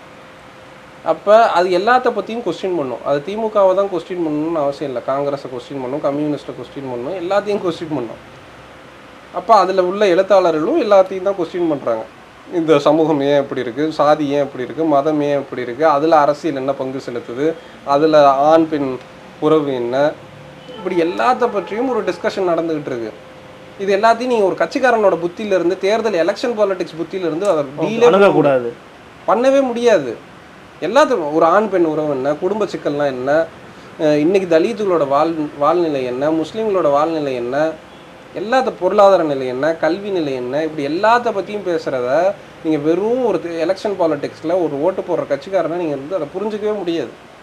நீங்கள் அதற்கு வந்து கோட்பாட்டு ரீதியாக சித்தாந்த ரீதியாக நீங்கள் இயங்கும் போது மட்டும் தான் நம்ம தெளிவாக மென்ஷன் பண்ணுறோம், தலித் லென்ஸ், முஸ்லீம் லென்ஸ். அப்போ அதுலேருந்து நீங்கள் இந்த நாட்டை பார்க்கும்போது ஒரு முஸ்லீமாக இருந்து இந்த நாட்டை பாருங்கள், தலித்தாக இருந்து இந்த நாட்டை பாருங்கள். அப்போ ஒரு அந்த ஸ்பேஸ்லேருந்து நீங்கள் இந்த நாட்டை பார்க்கும்போது அந்த ஒடுக்கப்பட்டவர் சந்திக்கக்கூடிய எல்லா பிரச்சனைகளும் உங்கள் கண்ணு முன்னாடி வரும். அப்போ அவன் பேசக்கூடிய வழி புரியும். அது எதையுமே புரியாமல் நீங்கள் வந்து அப்படி புறந்தள்ளுறது இருக்குல்ல. அப்போ நீங்கள் வேலை பார்த்துட்டு நீங்கள் ஏதாச்சும் கொஸ்டின் பண்ணலாம். நீங்கள் ஆர்டிக்கல் எழுதுங்க, இல்லை பத்திரிகைகளை கொண்டு வாங்க. எதையுமே பண்ணுறது இல்லையா? திராவிட இயக்கங்கள் எதையுமே பண்ணலங்க. புத்தகங்கள், கலை இலக்கியத்திலங்கள்ல இலக்கியத்தில் புத்தகம் வரல, நாவல் வரல, சிறுகதை வரல. ஏங்க இப்போ கூட 9th 10th வந்து கருணாநிதி பற்றி பாட புத்தகம் சேர்த்துருக்காங்க. ஏங்க நான் இலக்கியத்தலங்களில் பேசிகிட்டு இருக்கிறேங்க, ஸ்கூல் பாடத்துலேயே இவங்க எழுதிட்டு இருக்கிறாங்க. அதை தாண்டி இவங்க எதுவுமே பண்ணல. ஸ்கூல் பாடத்தில் வரதெல்லாம் ஒரு விஷயமா? அது ஒரு விஷயமே கிடையாது. நான் படிக்கும்போது, நான் 4ஆம் கிளாஸ் 5ஆம் கிளாஸ் படிக்கும்போது சச்சின் டெண்டுல்கர் பற்றி இருந்துச்சு. அப்போ சச்சின் டெண்டுல்கர் சங்கி, முழு சங்கி சச்சின். அப்போ இது ஒரு விஷயம் கிடையாது. அப்போ நீங்கள் வந்து இன்றைக்கி யூனிவர்சிட்டிஸில் வந்து தமிழ்நாட்டில் யூனிவர்சிட்டி இருக்குதா? முதல்ல என்ன யூனிவர்சிட்டி இல்லை தமிழ்நாட்டில்? யூனிவர்சிட்டி ரிசர்ச் நடந்துகிட்ருக்கா, பிஎஸ்சி ஸ்காலர்ஸ்க்கு ரிசர்ச் நடந்துகிட்ருக்கா. எல்லா டிபார்ட்மெண்ட், சோஷியாலஜி, ஆந்த்ரோபாயாலஜி, ஒரு ஜாமியா மில்லியா மாதிரி, ஜேஎன்யூ மாதிரி, ஒரு ஹைதராபாத் யூனிவர்சிட்டி மாதிரி, ஒரு பாண்டிச்சேரி யூனிவர்சிட்டி மாதிரி, ஒரு சோஷியாலஜி டிபார்ட்மெண்ட்ஸில், ஆந்த்ரோபாயாலஜி டிபார்ட்மெண்ட்ஸில். சோஷியாலஜி டிபார்ட்மெண்ட் முதல்ல ஒழுங்காக இருக்கா தமிழ்நாட்டில்? பாலிடிக்ஸ் பேசக்கூடாதுன்னு சொல்கிறாங்க சோஷியாலஜி டிபார்ட்மெண்ட்டில். சோஷியாலஜினா என்ன? பாலிடிக்ஸ் பேசி தான், வரலாறு பேசி தான் ஆகணும். அப்போ நீங்கள் அந்த எதுவுமே இல்லையாங்க. இல்லாமல் நீங்கள் வந்து ரஞ்சித்தை கொஸ்டின் பண்ணுறீங்கன்னா நீங்கள் ஏதாச்சும் ஒரு அமைப்பு கட்டுங்க. கலை இலக்கியத்தலங்கள்லாம் அமைப்பு கட்டிட்டு ரஞ்சித்தை கொஸ்டின் பண்ணுங்கள். அமைப்பு கட்டி உரையாடல் நடத்துங்க. அந்த உரையாடல் என்னவா மாறுதுன்னு பார்ப்போம். எல்லாரும் எல்லாத்தையும் பேசுவோம். நானும் இந்த சமூகத்தில் இருக்கிறேன், நீங்களும் இருக்கீங்க, ரஞ்சித்தும் இருக்கிறாரு, எல்லோரும் இருக்கிறோம். எல்லாருக்கும் இந்த சமூகத்தை பற்றி ஒரு பார்வை இருக்குது. அது எந்த இடத்துல கனெக்ட் ஆகுதுன்னு பார்ப்போம். நீங்கள் இப்போ வேலையே செய்ய மாட்டீங்க, பார்வையும் வைக்க மாட்டீங்க, எதையும் வைக்க மாட்டீங்க, நீ பேசுகிற. அதாவது என்னென்னா, இப்போ படித்தவன் ஏதோ பேசுகிறான்டா அப்படின்ற மாதிரி தான் இருக்குது ரஞ்சித்தை டீல் பண்ணுறது. இந்த பயிலெல்லாம் படிக்காமல் தற்கொலை பயில மாதிரி இருந்துட்டு ரஞ்சித்தை டீல் பண்ணுறது வந்து அப்படி தான் இருக்குது. அவன் ஏதோ பேசுகிறான், பயங்கரமாக இருக்குது அப்படின்ற மாதிரி தான் இருக்குது. ஏன்னா சொஃபஸ்டிகேட்டடாக இவங்க வந்து ஆட்சி அதிகாரத்தில் மட்டும் உட்காந்துக்கிட்டு இருக்கிறாங்க. அதான் சொன்னேன், அண்ணாவை பற்றி ஒரு படத்தை எடுக்க சொல்லுங்க. 75 வருஷம் ஆச்சு. தெரிஞ்சு இந்த பேட்டிக்கு அப்புறம் ஏதாவது ஒரு மாற்றம் வரும். ஏதாவது எடுக்கவே மாட்டேங்க. அண்ணா வச்சு தாங்க சோறு திங்கிறீங்க. அண்ணா வச்சு தான் மாடர்ன் தமிழ்நாடு, எல்லாம் திராவிடியன் மாடல்ன்றீங்க, வார்த்தைக்கு வார்த்தை. அண்ணா திமுகவா இருக்கலாம் இல்லை திமுகவா இருக்கலாம். அதிமுககாரங்க சொல்லலைங்க, அண்ணா திமுக அவ்வளோதான். அண்ணாவோட திமுக தானே பேர். அதில் அண்ணா இருக்காரு, அண்ணா இருக்கிறாருல, அந்த அண்ணா வச்சு தானே வாழுது. கொடியில் அண்ணா இருக்கிறாருல இருக்கா. இப்போ இங்கே வந்து திராவிட மாடல், மாடர்ன் தமிழ்நாடு இதெல்லாம் பேசுகிறாங்க. அண்ணா இஸ் தேர். அப்போ நீங்கள் அண்ணாவை பற்றி எதுவுமே கிடையாது. புத்தகங்கள் இருக்கா? பழைய புத்தகம் இருக்குது, 60 70களில் 80களில் போட்ட புத்தகங்கள் இருக்குது. அண்ணாவை பற்றி இன்றைக்கி நான் தெரிஞ்சுக்கணும், இல்லை அருள் தெரிஞ்சுக்கணுன்னா திராவிட இயக்கங்கள் போட்ட புத்தகங்கள் என்ன? தனி மனிதர்களாக சில பேர் போட்டிருக்காங்க, மாநில சுயாட்சி பற்றிலாம் போட்டிருக்காங்க. பட் இவங்க மூமெண்ட்ஸ் வந்து யாரும் பெருசாக போட்ட மாதிரி தெரியல. அப்போ நீங்கள் என்ன பண்ணுறீங்க? அண்ணா பக்கம் பக்கமாக எழுதினார், அவ்வளவு இங்கிலீஷில் ஆர்டிக்கல் எழுதினார் அப்படின்றீங்க, மாநில சுயாட்சி குறித்து பேசினார் அப்படின்றீங்க. அப்போ உங்களுக்கு பயம், அண்ணாவை பற்றி பேசினா எங்கே பிஜேபிக்கு இணக்கமாக தான் இங்கே இவங்க பேசிகிட்டு இருக்கிறாங்க, திமுகவும் அண்ணா திமுகவும். அப்போ இது எல்லாத்தையும் தலித்துகளும் முஸ்லீம்களும் பார்க்கக்கூடிய பார்வை மெஜாரிட்டேரியன் பார்வை. அப்போ இவங்க எல்லாருமே பெரும்பான்மைவாதத்திற்குள்ளால இருக்கிறாங்க. அதில் ஒரு சிறுபான்மை தரப்பு கொஸ்டின் பண்ணுது, அதை வந்து இவ்வளவு ஆன்டகனைஸ் பண்ணணும், அதாவது எதிர்நிலைக்கு வைக்கணும், அவங்க எல்லாருமே துரோகிகள் அப்படிலாம் டீல் பண்ணணும்னு அவசியம் இல்லை. டீல் பண்ணுறதும் வந்து தவறு அப்படிங்கிறது தான் உங்களுக்கு தவறுலாம் கிடையாது, அது வந்து பயங்கரவாதம். அது அப்படி டீல் பண்ணுறது பயங்கரவாதம். ஓகே, அவ்வளவு சாதி. இப்போ நீங்கள் 2-3 நாளாக ட்விட்டரில் பார்த்தீங்கன்னா ரஞ்சித் அவ்வளவு இழிவா. அப்போ நீங்கள் வந்து அது என்னவா மாறுது? அது இல்லை, அவர் வந்து நம்ம இவர் புரட்சி பாரதமுடைய ஒரு நிகழ்வில் போய் கலந்துக்கிட்டு அகண்ட பாரதம் கெட்டதாக ஒரு வீடியோ போட்டுக்கிட்டு இருக்காங்க. ஓ, அகண்ட பாரதம் கெட்டவன் தானே நீ அப்போ ஆர்எஸ்காரன் தானே அப்படின்னு சொல்லி அவரை. இப்போ புரட்சி பாரதம் கட்சி வந்த காலகட்டம் என்னன்னு ஒன்று பார்க்கணும். ஜெகன்மூர்த்தியார் இதெல்லாம் இருக்குது. அப்போ அன்னைக்கு காலகட்டத்தில் பாரதம்ன்ற வார்த்தை என்னைக்கு கிரிட்டிக் ஆகுதுன்றது இருக்குது. இப்போ நீங்கள் தமிழ்நாட்டை தாண்டி போய் பார்த்தீங்கன்னா பெருவாரியான அரசியல் தலைவர்கள் இந்த பாரத், இந்துஸ்தான் அப்படி தான் பேசுவாங்க. எல்லா தலைவர்களும், இந்த கட்சி அந்த கட்சிலாம் இல்லை, முஸ்லீம் தலைவர்களாக இருக்கலாம், மற்ற கட்சியாக இருக்கலாம், எல்லா கட்சியும் இந்த பாரத்தில் என்ன நீ கொஸ்டின் பண்ணுற, கான்ஸ்டியூஷன்லையும் இருக்குது அந்த வார்த்தை, இந்தியா தட் இஸ் பாரத். அப்போ தமிழ்நாட்டை தாண்டி பார்த்தா பாரத்ன்ற வார்த்தை மிக இலகுவான வார்த்தை. அப்போ நமக்கு அது கொஸ்டின் இருக்குது, விமர்சனம் இருக்குது, அதெல்லாம் நம்ம ஏற்றுக்கல, அது வேற. ஆனால் அந்த ஜெகன்மூர்த்தியார் அந்த கட்சி புதிய பாரதம்ன்றது தான் கட்சி பேர். புரட்சி பாரதம். புரட்சி பாரதம் தான் வந்து கட்சி பேர். அப்போ நீங்கள் அந்த இடத்துல இருந்து அவர் பார்த்தாரு, இந்தியாவை பார்த்தாரு ஒரு பார்வையை, அது அப்படி தான் புரிஞ்சுக்க முடியும். ஜெகன்மூர்த்தியார் இந்தியாவையும் ஒரு பார்வையில் பார்க்குறாரு, புரட்சி பாரதம் ஒரு பார்வையில் பார்க்குது. அவர் கண்ட கனவு, இப்போ தோழர் திருமா கண்ட தமிழ் தேசியம் அப்படின்னு பேசும்போது நீங்கள் என்ன பிரிவினைவாதியா? தோழர் திருமா வெளிப்படையாக இவரை நம்ம பிரபாகரனை ஏற்றுக்கிறாரு, இதெல்லாம் ஏற்றுக்கிறாங்க, இதெல்லாம் இருக்குது. அப்போ தோழர் திருமா கண்ட பார்வையில் அப்படின்னு பேசணுன்னா அது வந்து என்ன பிரிவினைவாதம்னு சொல்லிடுவாங்களா? அப்படி அது வந்து அப்போ நீங்கள் வந்து இன்றைக்கி துண்டு துக்கடாக கான்டெக்ஸ்ட்டை வெட்டி போட்டு நீங்கள் வந்து ஒரு நரேட்டிவ் செட் பண்ணுறாங்களா, அது ரொம்ப ஆபத்து. திரும்ப வந்து ஒரு இடத்துக்கு போயிட்டு அவரே சொல்கிறாரு, அந்த மினிஸ்டர், திமுக மினிஸ்டருக்கு பார்க்க போகிறாரு, பிளாஸ்டிக் சேரை வந்து எடுத்து போடுறாங்க, உட்கார வைக்கிறாங்க, அது சோஷியல் மீடியாவில் விமர்சனம் ஆகுது. அப்புறம் திரும்பவே பேசுகிறாரு, இல்லை அந்த இடத்துல வேறு சேர் இல்லைன்னு அவர் தான் ஆன்சர் பண்ணுறாரு. அப்போ இன்றைக்கி இந்த போஸ்ட் ட்ரூத் வேர்ல்டுன்னு ஒன்று சொல்கிறாங்க. போஸ்ட் ட்ரூத் வேர்ல்டுனா அப்போ இன்றைக்கி வந்து உங்களுக்கு ஒரு உண்மையை புரிஞ்சுக்கிறதுக்கு, இப்போ நான் வந்து இந்த இடத்துல நீங்கள் நானும் பேசிகிட்டு இருக்கோம், நீங்கள் நானும் பேசுகிறதுல இவ்வளோ 1 மணி நேரம் பேசுவோம், அதில் 2 விஷயத்தை மட்டும் கட் பண்ணி முன்ன பின்ன போட்டோம்னா அது கான்டெக்ஸ்டே வேறு மாதிரி பேசுகிற மாதிரி ஆகி போயிடும். அப்போ அந்த முழு உரையாடல் என்ன, அந்த முழு உரையாடல் என்ன நடந்துச்சு, அது என்ன நோக்கத்துக்காக அந்த கூட்டம் நடத்தப்படுது. இப்போ நம்ம ஏரியாவில் ஒரு கூட்டம் போடுறோம், எந்த காலகட்டத்தில் அந்த கூட்டம் போடப்பட்டுச்சு, அதில் என்ன பேசுனாங்க, அதில் என்னென்ன தலைவர்கள்லாம் பங்கெடுத்தாங்க, வந்திருந்த ஆடியன்ஸ் யார், இது எதையுமே புரிஞ்சுக்காம ஏதோ 10 வருஷத்துக்கு முன்னாடி இருந்த வீடியோன்னு நினைக்கிறேன். அது எந்த கூட்டம்னு தெரியல. அந்த கூட்டத்தில் என்ன இப்போ திரும்ப பேசின வீடியோன்னு இருக்குது, பின்னாடி காலச்சூடு, பின்னாடி பார்த்தீங்கன்னா காலச்சூடு நான் பாப்பான்னு சொல்லிட முடியுமா? பார்ப்பனர்களோட திரும்ப வந்து கூட்டு வைத்து கொண்டாருன்னு சொல்லிட முடியுமா? பின்னாடி காலச்சூடு லோகோ இருக்குது, அவங்க போட்ட இதில் வந்து பின்னாடி காலச்சூடு லோகோ, காலச்சூடு யாருன்றது எல்லாருக்கும் தெரியும். அப்போ காலச்சூடு கூட்டத்தில் ஏன் திரும்ப பங்கெடுத்தாருன்னு பேச முடியுமா? அப்படி பேசுகிறது ரொம்ப அபத்தம்.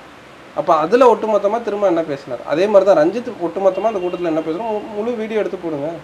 அப்போ நீங்கள் வந்து அதை வெட்டி போட்டிங்கன்னா அது வந்து இந்த கான்டெக்ஸ்ட் யாரையும் இப்படி குற்றப்படுத்த முடியும், முதல்வரையும் குற்றப்படுத்த முடியும், தலைவர்களையும் குற்றப்படுத்த, யாரையும் குற்றப்படுத்த முடியும், கேவலப்படுத்த முடியும். அப்படிலாம் நம்ம வந்து அரசியல் பண்ண முடியாது. நிச்சயமாக வந்து ஒரு தவறு அப்படிங்கிறத தாண்டி ஒரு பயங்கரவாதம் அப்படின்னு வந்து சொல்லியிருக்கிறீங்க. ஏன்னா இந்த விஷயம் வந்து தொடர்ந்து விவாத பொருளாக வந்து உருமாறிட்டே இருக்குது. பட் விவாதங்கள் வந்து நன்மையை நோக்கி நகர்த்து செல்லணும் அப்படிங்கிறதான் நம்மளுடைய கருத்தாகவும் இருக்கிறது. நம்மளுடைய அஜெண்டாவும் அதுதான். நம்மள்கிட்ட வந்து நம்மளுடைய நேர்காணலுக்கும் வேறு அஜெண்டா நன்மை தீமைன்றதுல கொஸ்டின் அது நான் தெளிவாக சொல்கிறேன். தலித் லென்ஸில் இருந்து நீங்கள் பாருங்கள். தலித் பெர்ஸ்பெக்டிவ் இங்கே வந்து மிக தெளிவாக நீங்கள் ரவுண்ட் டேபிள் இந்தியாவாக இருக்கலாம், மூக்நாயக்கா இருக்கலாம், இந்த மாதிரி பத்திரிகைகள்லாம் வருது. தமிழில் நீலம் பண்பாட்டு மையமாக இருக்கலாம். அப்போ அவங்க தொடர்ந்து எழுதிக்கிட்டு இருக்கிறாங்க, தொடர்ந்து பேசிக்கிட்டு இருக்காங்க. அதை உங்களுக்கு தலித்துகள் மீது உண்மையாக அக்கறை இருந்துச்சுன்னா தலித்துகள் பக்கத்தில் இருந்து அவங்க என்ன பேசுகிறாங்க, என்ன எழுதியிருக்கிறாங்கன்னு படிக்கணும். முஸ்லீம்கள் மீது அக்கறையாக இருக்குன்னு நீங்கள் முஸ்லீம்கள் என்ன பேசுகிறாங்க, முஸ்லீம்கள் என்ன படிக்கிறாங்க, ஏன் கம்யூனிஸ்டுகள் மீது வைக்கவே கூடாதுன்றீங்க. நீங்கள் வந்து சிஏஏ ப்ரோட்டஸ்ட்டில் இந்தியா முழுக்க முஸ்லீம்கள் எல்லா இடத்துலையும் போராடிக்கிட்டு இருக்கிறாங்க. தமிழ்நாட்டில் நீங்கள் இந்தியா விட்டுருங்க, தமிழ்நாட்டிலே போராடினாங்க. ஆமாம், கம்யூனிஸ்டுகளும் திராவிடர் கழகமும் தனியாக ஒரு கூட்டம் போட்டு ஒரு மேடை போட்டு அவர்களுடைய ஆட்களை ஆதரவாளர்களை வச்சு ஒரு மேடை ஒரு கூட்டம் காட்டுங்க. தனியாக போடணும்னு ஏன் நீங்கள் நினைக்கிறீங்க? இவங்களோட சேர்ந்து நின்னாங்க தானே அவங்க. இல்லை அதுதான் இப்போ முஸ்லீம்கள் சிஏஏல போராடினாங்க, எல்லாருக்கும் தெரியும். இப்போ இந்த ஏரியா அங்கே வந்து என்ன சொன்னாங்க, அங்கே வந்து போராடினாங்க, மக்களே உங்களோட நாங்கள் நிற்கிறோம், சிஏ எதிர்க்கிறோம். இல்லை சாலிடாரிட்டிலாம் கொடுத்தாங்க, நான் அதை மறுக்கல. வந்து நின்றுட்டு அல்லாஹ் அக்பர் சொல்லாத, அது வந்து மதவாதமாக போயிடணும். அப்பா நான் தூங்குனா எந்திரிச்சா தும்முனா என் வாழ்க்கையில் முழுக்க அல்லாஹ் அக்பர் தான். நான் அச்சும் தும்முன்னா அல்லாஹ் அக்பர்னு சொல்லுவேன், நான் மலம் கழிச்சேன்னா அல்லாஹ் அக்பர்னு சொல்லுவேன். எல்லாம் என் வாழ்க்கையே அல்லாஹ் வச்சு தான் இருக்குது. நீ அங்கே வந்துக்கிட்டு நீ அல்லாஹ் அக்பர் சொல்லாத டிக்டேட் பண்ணுறாங்கல்ல. அப்போ நான் கொஸ்டின் வைக்கிறேன்ல.